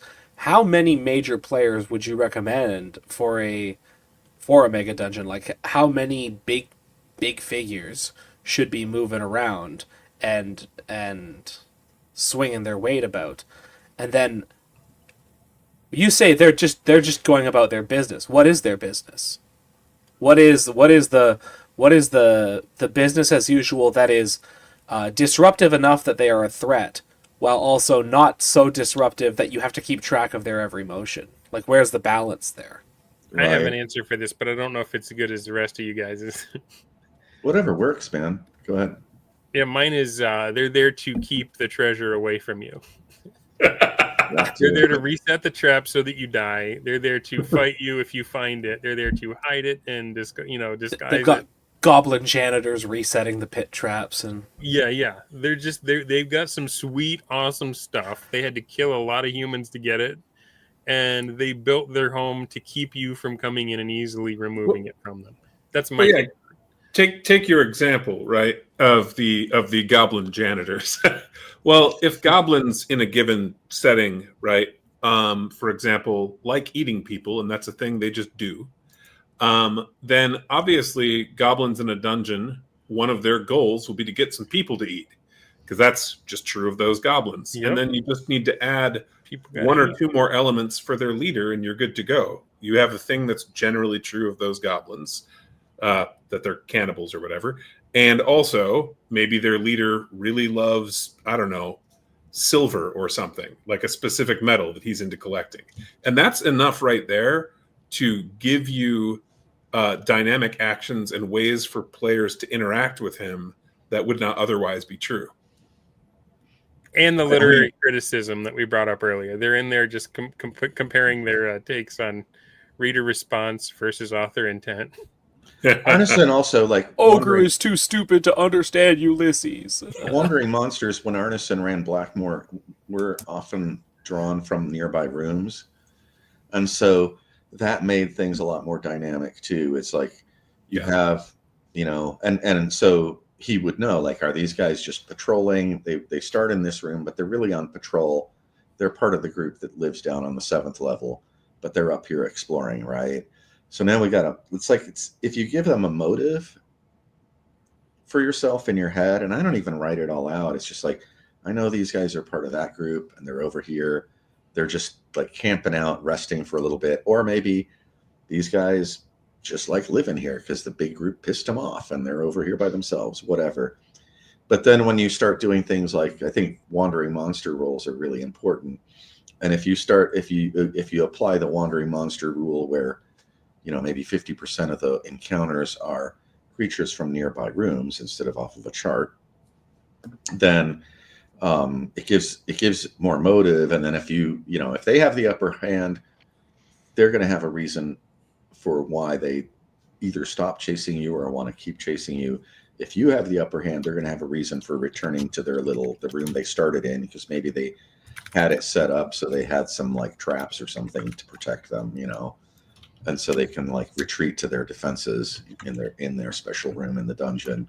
Like if you start on a really small scale and work up, you know, but like the guy down, if they're not going down to deal with the guy on the 10th level, why would you even bother thinking about what's going on in the 10th level? If they're not on the 10th level, they're on the 2nd level. Like, you don't need to track everything. You know, but if you have, just motives are really the driving force, you know, and that comes out of the whole Brownstein thing. It's like every character has motives and objectives, you know. So if you create that for your monsters in your dungeon, and they're just like, sure, they're just there and static, but when you run them, you understand them. Like when I create things like situations in my dungeon, I close my eyes and I imagine what the place looks like, and I imagine what everything, like I kind of go into movie mode in my imagination, and then I write down some notes, right? But they're not big notes. They're just like literally like 2 or 3 sentences just to trigger that memory, you know. But that helps too, is creating a visual sort of thing. Like I ran Xenopus Dungeon for some people recently. I know I keep coming back to that, but I had this real, like, I went back to kind of my early days of DMing, and like, so they would get to a room and I'd kind of like, I'd read the description, I'd kind of close my eyes and be like, okay, so you're coming down this hallway and it's drippy. It's very damp in here, you know, because you're near the sea, and the water's seeping through the ceiling, and the limestone is creating little finger stalactites up there. And you come to a door and it's wooden, it's got bronze fittings. And and so once I start into that storytelling sort of thing, there's like, you know, there's no shift. It's like, once we get into a situation where we're rolling dice for combat, I'm still in storytelling mode, you know, or the way I do it anyway when I DM. And Griff, so, I know you said you sometimes get depressed about how it went, but I feel like that sets you apart. Like, I feel like that, just taking that moment, having the confidence to say, I'm going to close my eyes and see this for a minute before I start telling them. You got to visualize it. That is the opposite of, okay, I've got this little, you know, darker sepia box of room description that I'm going to read word for word to the players. And then, you know, like, you become in the moment and you invite them in with you. Tim, you looked like you had something you wanted to say to this point earlier. I want to make sure you give you a chance. Griff's right. Motivations are probably everything. You know, from a player's perspective, I don't need to know what all those are, because we will stumble in and upon it. So if you have multiple factions, you know, what are their individual motivations? And then how do those interact with the other faction that's in there? Like in my buddy's Megadungeon, he had that. And they had front lines, and he would actually, when we weren't playing, he would actually roll out these fights or encounters between the different factions, and that would change when we went in, and stumbled across like one of the different factions. And he actually had created reinforcement charts. He's like, okay, at this point, regardless, I've got these things happening, and they might happen when we never see it. We might stumble upon it in the middle of it or just after. And I guess it puts a little bit more work on you as a DM, but there is going to be interactivity. And if they choose to like, hey, we're going to stay away from each other because we don't feel like fighting, then so be it. But we dealt with a lot of that where, there's interactions. And like Griff said, it doesn't matter what's going on at 10th level, unless it's something that is time-based, or eventually it's going to work up to, if they don't get down here by this point, this goes off, then you just set the egg timer on that and let it cook, because you know what the outcome is going to be. So now you don't have to worry about it. It's off your mind. You just know, like, oh, the timer went off. That actually happens now. So, because as a player, I don't care what's going on behind the scenes. I'm going to figure it out. And it all has equal weight too. Right? I'm sorry, I didn't mean to step over your line. What was this you said? I said it all has equal weight. Like, for example, I was playing with my cousins, my nieces and nephews, and I was trying to do the no prep thing and roll the dungeon on Appendix A as we were going, and to get to this room and rolls up monsters and treasure, and the monsters were bugbears, and the door was stuck, and they beat their open doors roll. They boot the door in. The bugbears look at them. They look at the bugbears. I roll reaction, and it is as positive as you can possibly go. And just in the spur of the moment, the bugbears are like, "Oh, thank goodness you got that door open. We've been stuck in here. We thought we were going to die. You can have all this treasure if you just let us go." It was like, that was just spur of the moment, but it was as concrete an event as if somebody had written it in for me and said, this is what it's going to be. I feel like when it's, and I'm maybe, I don't know if I'm accurately representing what you're dealing with, Night Danger, but I feel like when I read a module, it's almost like an episode of a TV show where, like, everyone else that has played Curse of Strahd knows what happens. And if I don't keep it in my head, in my cognitive load, in my short-term memory, and recreate that, then I've somehow failed them. And so that's my problem. I don't know if that's what you're dealing with your Megadungeon. It's funny that you bring up Appendix A and no prep, because I think what I'm getting from Griff here and from Tim is that almost for a Megadungeon, for a large dungeon structure, the zero prep thing is a less optimal way of doing it.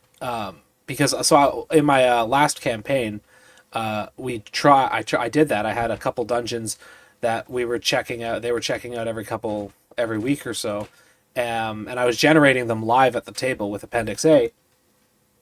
And the problem that we ran into pretty quickly is that major players that probably should have been interacting with the overworld to some degree or another kept cropping up. We were like, we get a result and we're like, okay, hold up, this is a vampire on the second level of the dungeon, just because sometimes the dice do that to you. Yeah. This is a vampire on the second level of the dungeon. He probably is up to some stuff in the overworld. Why hasn't that come up yet? And we ran into the same thing with the overland terrain, where there's a city of 6,000 people 2 miles away from town. How have we not heard about this? Like these sorts of things. You need to have those major details nailed down ahead of time, I think. And you run into a party of dwarves in a room, and the players decide, we're going to negotiate with them. We'll give them some of our supplies if they share their map with us and let us draw in the rooms that they've seen. If you're running no prep, all of a sudden there is a huge in-the-moment load on you as a DM to roll up all the rooms that the dwarves have seen, right? Yeah. But if you've prepped at least that level and maybe one below it, then you can you can quickly doodle something, or you can take the image and erase all around it and just say, okay, here's the rooms that they've seen. They hand you this, and so I do think that the Mega Dungeon is a much less conducive place for no prep than. And I think Gary knew that, like he said it right in the DMG, and I don't remember if it was the DMG or if it was in OD&D, where he says, like, before the campaign starts, you need to map out the first 3 levels of the dungeon. Like, you need to have that already done. That's in OD&D, or maybe in basic D&D. I know it. If you know that it's in OD&D, then it's definitely there, and I think it might have gotten reiterated, because lots of things did get reiterated in AD&D. Because as players, we are the ultimate poster child for squirrel. Right. And you kind of got to be ready for that, because you never know where we're going to go, because we don't. We're like, oh, that's kind of cool. Like, they do some of that, some of the skits on Viva La Dirtly, where they're trying to introduce the big mysterious guy in the corner, and then all of a sudden they ask who the barmaid is, and the DM makes up some goofy name, and they just key on her. They fixate on her, So we do that because we do. Well, that actually happened when I talk about that vampire that appeared on the 2nd level of the dungeon. He showed up, and I was like, "Oh crap! What does he want? What are his motivations? Why hasn't he been?" And so I quickly made some stuff up, and very quickly, what that turned into is that those offhand ideas that I made up about the vampire were enough to get the players really fixated on this guy and wanting to start doing like day jobs for him. They were like all the interaction with the overworld. That's like, wait, why hasn't this vampire been interacting with the overworld? And it was basically ruled, well, because he doesn't have any employees. He doesn't have like some people under him to do stuff for him. And good help was hard to find. And that good help ended up being the players for several for a couple weeks before. And you chartered the company Renfield Inc. And yeah, exactly. Like it was. But I wasn't ready. I wasn't ready for any of that. I don't want to be like just like going down my list of questions here, but Well, before you get to the next one, Blackwall, you look like you had something to add. I did. Let me see if it'll let me do this. 1 second. I want to share that. Now, I don't know if you can display it or not, but there we go. I can try to zoom in a little bit, but not tons. So here is an example of a table for a mega dungeon that I've been working on.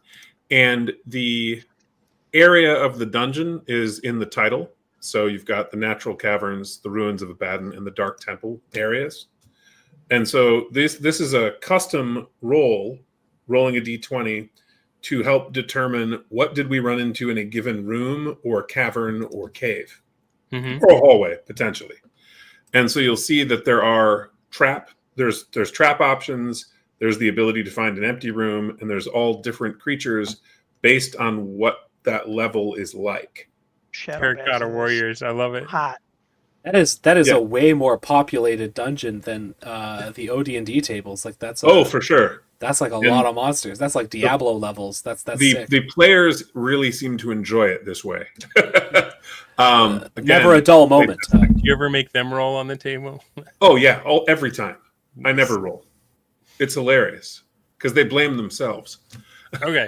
Well, this brings me to another question that I have, or at least a thought. I think part of the hard time that I had understanding a mega dungeon, coming from the idea of what a dungeon is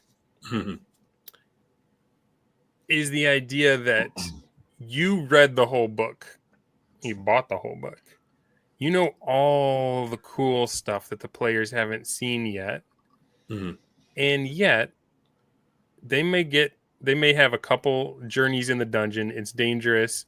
For whatever reason, the path that they take doesn't have that much loot, even though it's all there. And they may just lose interest in your mega dungeon and decide they want to do something else next session. And you have to be okay with that, right? Like it has to be there for them when they want it. But how do you square that as a DM with how much cognitive load, how much time do I spend reading it, and how much of it do I carry around with me versus how much am I actually going to need because you've only got so many spoons, right? And when you run out of spoons, you're just done. So how do we be good stewards of that DM cognitive load so that we don't burn out and just say, you know what, I'm depressed, this sucks, I'm terrible. That's why I don't run pre-gen stuff at all, because I can never remember how to run it and I will screw it up. Whereas if I do my own stuff, I know I can write a little note and it's like a little mnemonic of like, this is the wizard's study. Well, I know what's in there. When I get to it, I'm going to close my eyes. I'm going to tell the players what's there. Right. And I even ran a group where I like sort of didn't describe enough. And I was like, wait a minute, I just like, let me start over. I was like, there's also a bookshelf over there and there's like some books in it, and so they were fixated on that. But I mean, it's okay to like screw up and just correct yourself, it feels like debt, fun. Like hobby debt. If you've read too far into the Megadungeon, it's the same as having a bunch of gray unpainted minis, right? Well, I'd say, yeah, go through it. And then also, like, people buy these books and they don't want to mark them up. If you're using the book, put notes of your own in there, there's nothing wrong with using a pre-generated Megadungeon, but you got to understand what the things are in there. So go through and make little notes, like Stonehell has cured me of that, because there's a bunch of, like, most of them have page numbers, but there's a bunch that don't. And so I've been like handwriting the page numbers on the ones that don't have it. So here's some that do. So that kind of cured me of the I'm going to leave this I'm not saving this for someone after me. I'm the important one. I get to write in it. And how many did they make? I mean, I don't know who made that one, but there are at least 1,000. There's 2 of these books. So this is the first 6 levels. No, but how many individual printings are there of that particular dungeon? I think it's print on demand, actually. So then it's like, yeah. I mean, these books, right? Yeah. They're worth. I looked them up, and without the box, they're worth $1,000. Oh, and those are OG. And when I was a kid, I scribbled in here, and like I didn't like the hit point system. You can't see it very well, but camera there. There's like a little X over the hit point numbers there. There.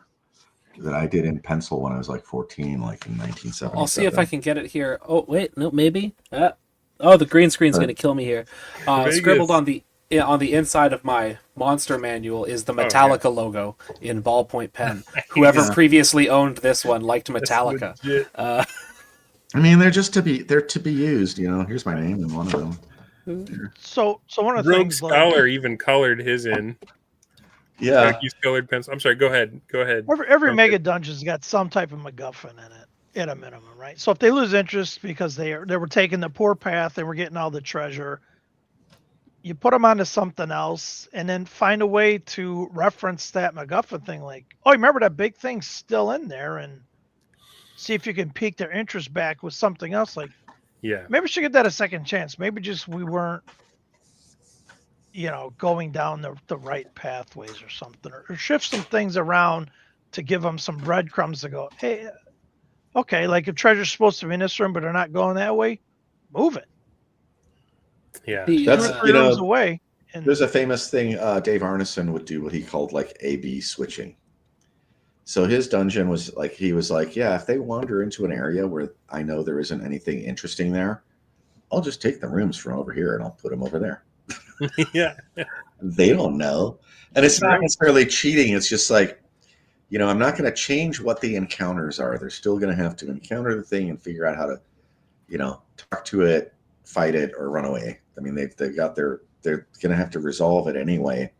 Yeah. But it's just like, I don't have to populate the whole dungeon with everything. I can keep it interesting by moving things around, and I've done that too when things were boring. I had a session a couple years ago, where my players decided to wander the hallways of Tonnisborg. And then at the end, they were like, God, that was so boring. We didn't do anything fun. And I was like, you didn't break down any doors. What do you expect, you idiots? You're wandering hallways, I think it's kind of like running you suggest the B1 and forgetting to put monsters in there. Oh, yeah. B1. Going to a big empty dungeon, right? Since it's tailor-made for you to put whatever you want, monster, treasure, and it's all written in there. You fill in the blanks, right? It's your story. Just got to make it interesting enough for them to go, hey, I want to keep going this way. If you got to move something to move it, move it. You know, I always tell people if you're going to run a Mega Dungeon, you know, and you want to play with the old rules, you got to get a copy of Tannisborg. And I know that's like, you know, product pitching, but the whole premise of the book is that we talk about there's like, I don't know, a quarter of the book is telling you how to be a DM and things you can do to create interesting things. It's not every idea that you could ever have, but it's trying to put you in that mindset of creating interesting situations for your players. And like one of the things I put in there was I created this NPC that I call the White Cat of Tannisborg. And you can run into the White Cat and it will like walk over and like paw the wall and show you where the secret door is. Like it knows the secret. Nice. You know?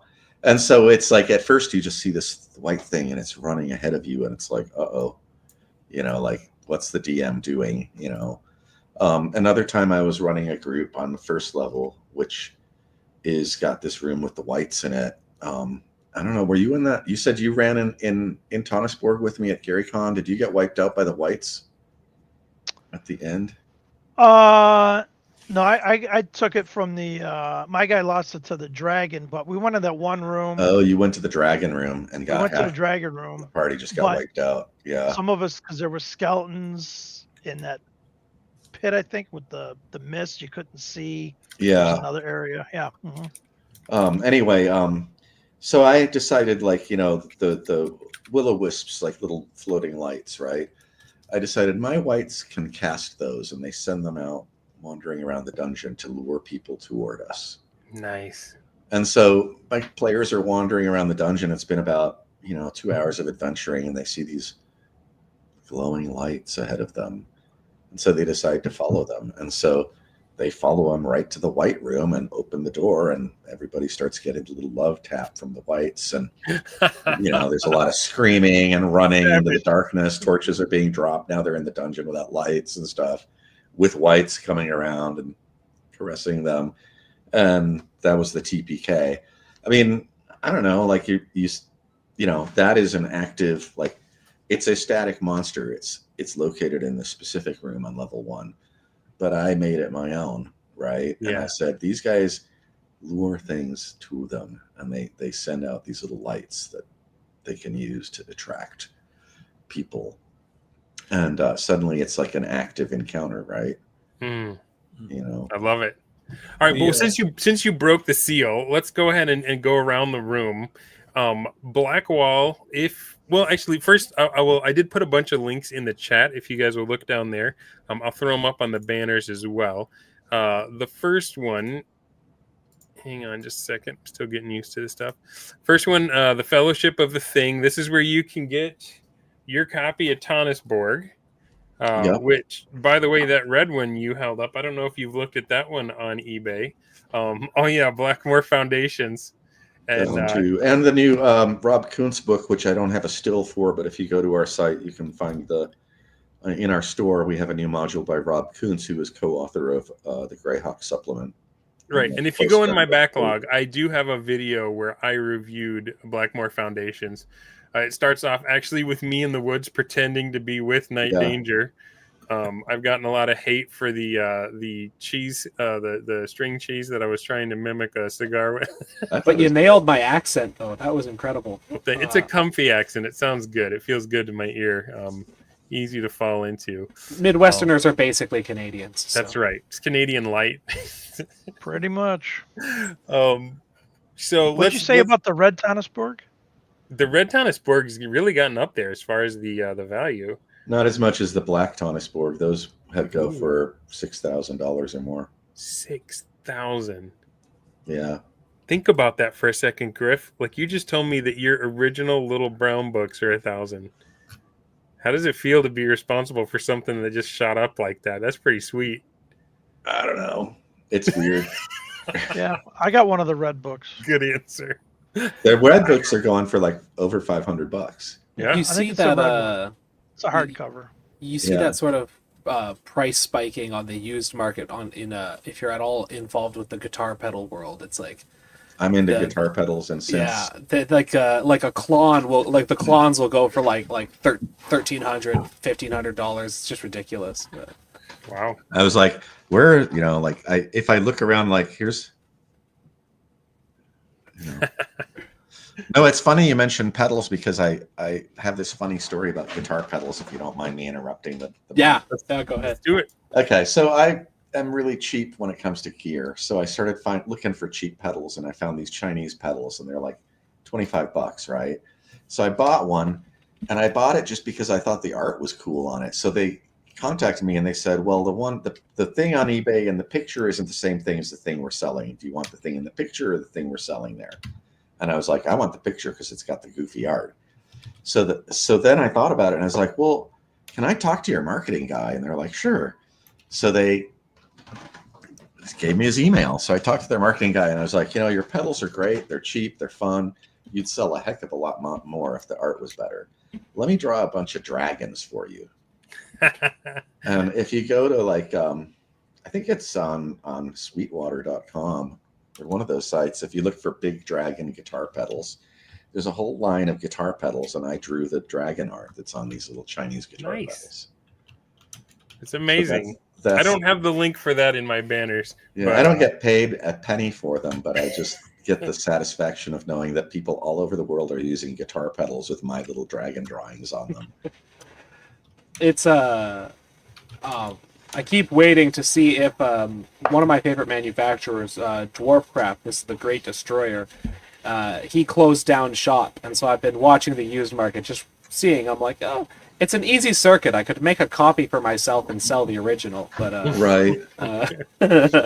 The Earthquaker stuff has wizards and dragons too. Oh, the Earthquaker stuff is so sick, but I digress. You do digress, but how can people get a hold of you if they want more with Night Danger stuff going on? Well, so I'm on Twitter at with Night Danger, and I'm also on YouTube, where actually I literally while we were recording this, my new video went up. I've been chasing the white whale of investigative mystery games, Call of Cthulhu stuff. Good stuff. And so on YouTube, it's Night Danger RPG. Go ahead and throw that in the comments while I here. queue up. Actually, that's another interesting one because you were talking earlier about CRs and like the early Cthulhu game. Like it just, you'd investigate, and then you'd get to the point where you ran into the thing and everybody'd be failing their sanity checks and like, I wish I never looked into this.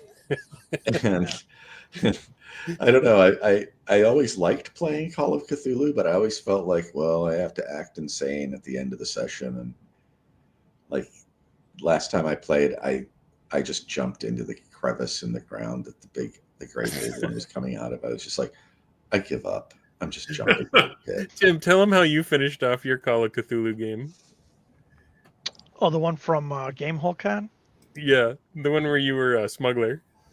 Oh, that one. It was when 7th edition, I think, had... I think it was 7th edition, like 2019. It was the new edition that had just come out, and they had a beginner, like an introductory module for the new rules. And we were just a bunch of different people. I happened to be a smuggler, and we all had different motives for going to this lighthouse island to figure out what was going on. And my motive was I had a set of 5 really expensive gold coins, and I had a partner who was on the island. He had the other half, and my buddy was playing a guy who was an FBI guy trying to figure out what was going on. So we get to the island. We found out most everybody's dead. I find my buddy, dead. And so I ended up with all the coins, and we find out that there was these like fish creature things, like, Dagon in a Call of Cthulhu game, fish creatures. Yeah, it was weird. Unheard of. Yeah, they had the in-mouth look. They were like the creature from the Black Lagoon type things, right? Yeah. Right. And then there were these pirates, and I guess it was all sort of more horror than, at any rate. So we're fighting on the docks now. It's at the end, and there's like the pirates come up with their boats, and we're fighting. And so I tell the DM, was the Lurking Fears group, and it was Matt McLeod who was running it. So I go, I'll try and sneak around to the side and try and flank on him. He's okay. So I make my rolls and I get over there, and it gets to my initiative, and he's like, "So what do you do?" I go, "Well, how close am I to these boats?" He goes, "Well, you're fairly close." I go, "I sneak onto one, and I start the motor, and I just take off." And he's like, "You what?" I go, "I'm a smuggler, motherfucker." And he just starts laughing. "I'm leaving, everybody. I'm a and I got the coins. So my buddy and the pirates. Good luck with your sanity They checks. all start firing at me. Oh my god, it was hilarious. So that's how you win a Call of Cthulhu game: is you get the loot and you get out before you go nuts. You get out before you go insane. Yeah, you leave everybody else high and dry. Yeah. Alrighty. I'm proud to say I've never used fish monsters in Call of Cthulhu, but I have used butterflies hatching from skulls. Ooh. Yeah, that's nice. I like the good. imagery there. Yeah. So Tim, Proboscis. Stormforge 65. I don't think you have Call any of links Cthulhu, for me Cthulhu or anything. Hello. I So got nothing. I just for your come on portion, we'll just just say if you guys are enjoying this episode, please give us some encouragement by clicking on that like button. And if you feel like it, you can subscribe for more of this kind of goodness. Let's move on to DM Blackwall. How can people get more DM Blackwall in their lives? Well, sure. You can find me on Twitter, DM_Blackwall. You can find me at blackwallgames.com. You can also find our products on DriveThruRPG. Currently, Horde Wars Basic is out, has been for about a year now. We are also developing the advanced version of those rules.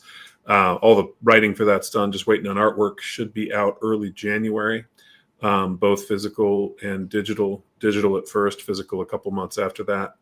And then we are, my business partner and I are also working on 3 other related games that use a similar core engine.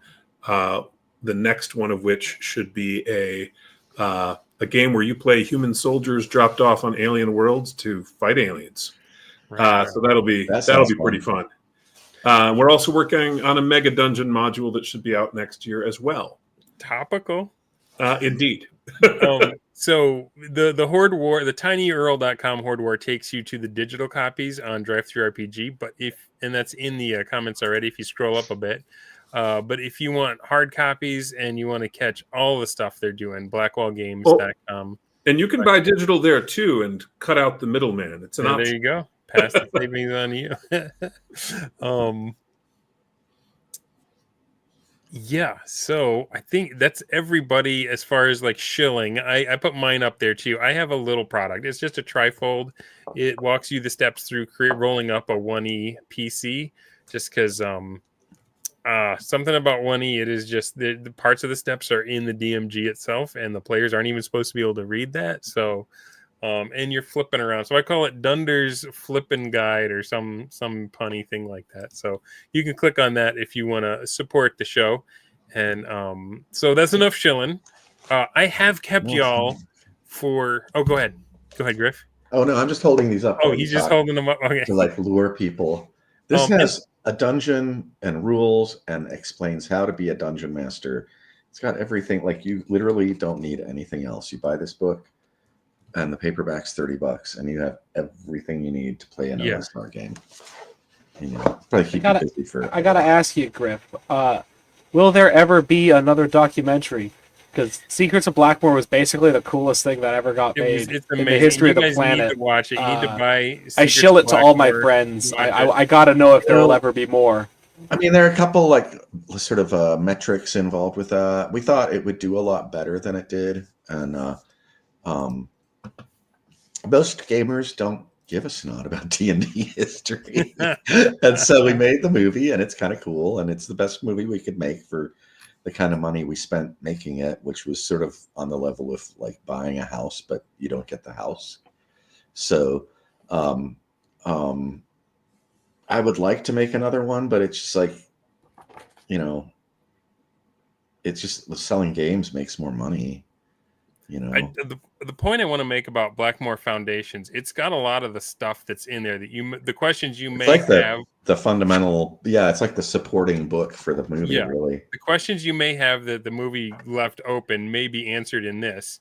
I like this one too because it came out right around the same time as the 50th edition Dungeons and Dragons, the WotC one came out. And WotC one, I haven't read it myself. I can't tell you how good that one is. I know there is a very off-putting disclaimer at the front of it, where Which one? The WotC, Red WotC retrospective. The stuff you want in there, you can get it from there are people sharing it out there because it came from an archive, from the National Archive. This one is more fascinating to me, and you feel good about reading it, and you get just the historic stuff in here. Some of these original maps. It was so original stupid invitation to play Blackmore for the first time, right? I did. But back to the movie thing. So when I made the movie, I kept a lot of really good interview clips. There's a lot of information in the interviews that I didn't use in the first film because I was thinking we're going to make another movie. Yeah. Right. But then the movie it came out in 2019, so it's been 5 years. Gamers don't seem to care. And so it's like, am I going to, destroy myself doing another movie? It took me 6.5 years to do the last one. Am I going to? And that's record time for a movie like that, I should say. Most independent documentaries, low budget indies take about 10 years to put out. Yeah. And so, and it's just like your whole life is just that. Like it's just you go down this rabbit hole. And so, I don't know. I think about it, and then I'm like I have ideas for what how I want to start the movie. I kind of edit the footage in my head, what I remember of it, to create a good opening. We were going to call it Imaginary Worlds, and that kind of works still as a title for part 2. I really wanted to dive deep into the rules, talk about the mystery with Dave Arneson is what were his rules, and nobody really knows. And so all we can get is these little snippets of players talking about the rules that he was using. But I think this kind of, like he said, this fills in the blanks of sort of the conceptual ideas. The writings in there by Arneson about him running adventures, even though he doesn't tell you what his rules are, he's using some rules to do it. There's no way he could be doing it without rules. There's a lot of weird stuff around the chainmail thing. It's Arneson's Blackmore starts. I can't prove it, and so I talk about it in the book, and I kind of bracket times. I'm convinced Blackmore begins in around October of 1970, and then it is possible that he did the first dungeon adventure October of 1970 instead of 1971. We're not sure. Yeah. There's enough. I don't know. It's hard to tell, but So and then Chainmail doesn't come out till I think it's March or May of 71. Oh. So Arneson is already running role-playing games before Chainmail is even released. And so I think part of the whole thing of where he said he tried using some of those rules in his game, but I think he had his own systems. And I think the main thing is that they were using Strategos, and he was probably, he and Westleap were probably exchanging a lot of ideas, Well, and there were different versions of Strategos as well, right? There was the one that they all bonded over in the public library. Right. And then they do the variants. Looking up other people that had checked it out, but they got A and they got N. And I think we got A, N, C, or for the ACW, the Civil War one, and they've got RT for the Russo-Turkish War. I would drop money even just throw all the interview footage out there. I'd throw money at that. The people that are it's a small niche, but the people that are interested are rabidly interested, and I know people that would. I would go to war for this, my friend. And I know people that would put good money for if there is an existing copy of those other versions of Strategos as well. So, but again, we're talking to Ross, and Ross is going to write Ross is the one who spent the most time with Strategos, even more than Okay. Leslie. And so Ross is going to write a game book for using the Strategos rules with all the 4 versions in it. Nice. And so you'll be able to get a copy of Strategos to play. Do you think that will have some of those hidden pieces, those pre-chainmail pieces of Blackmoor? Oh, Or no. those kind of parallel It's hard to tell what Arneson would have done, you know. I mean, he had systems. I mean, there's a lot of stuff. Anyway, I don't want to keep everybody up too long, but I mean, the main thing is just like, you know, if we can get more people interested in Secrets of Blackmoor, like that would be a big motivator for me personally. Right on. You know, and then I'm working on the Brownstein book right now, and so we had to stop and deal with a lot of legal stuff. So that's all like, I think if you look in the live, I don't know if it's, I know that the registration for the trademark is there, so it'll be protected now, and then we'll go out and we'll bludgeon people. Are we going to get the Spiral Keep before we get? Well, now see, I kept getting moved. Like I was all excited about working on Brownstein, and Chris was like, "I don't think that's going to sell." So he said, "Work on Spiral Keep." So I went to work on Spiral Keep, and then we went to the convention. And he was like, "Oh my God, people are obsessed with Brownstein." I was like, so then he's like, "Don't work on Spiral Keep.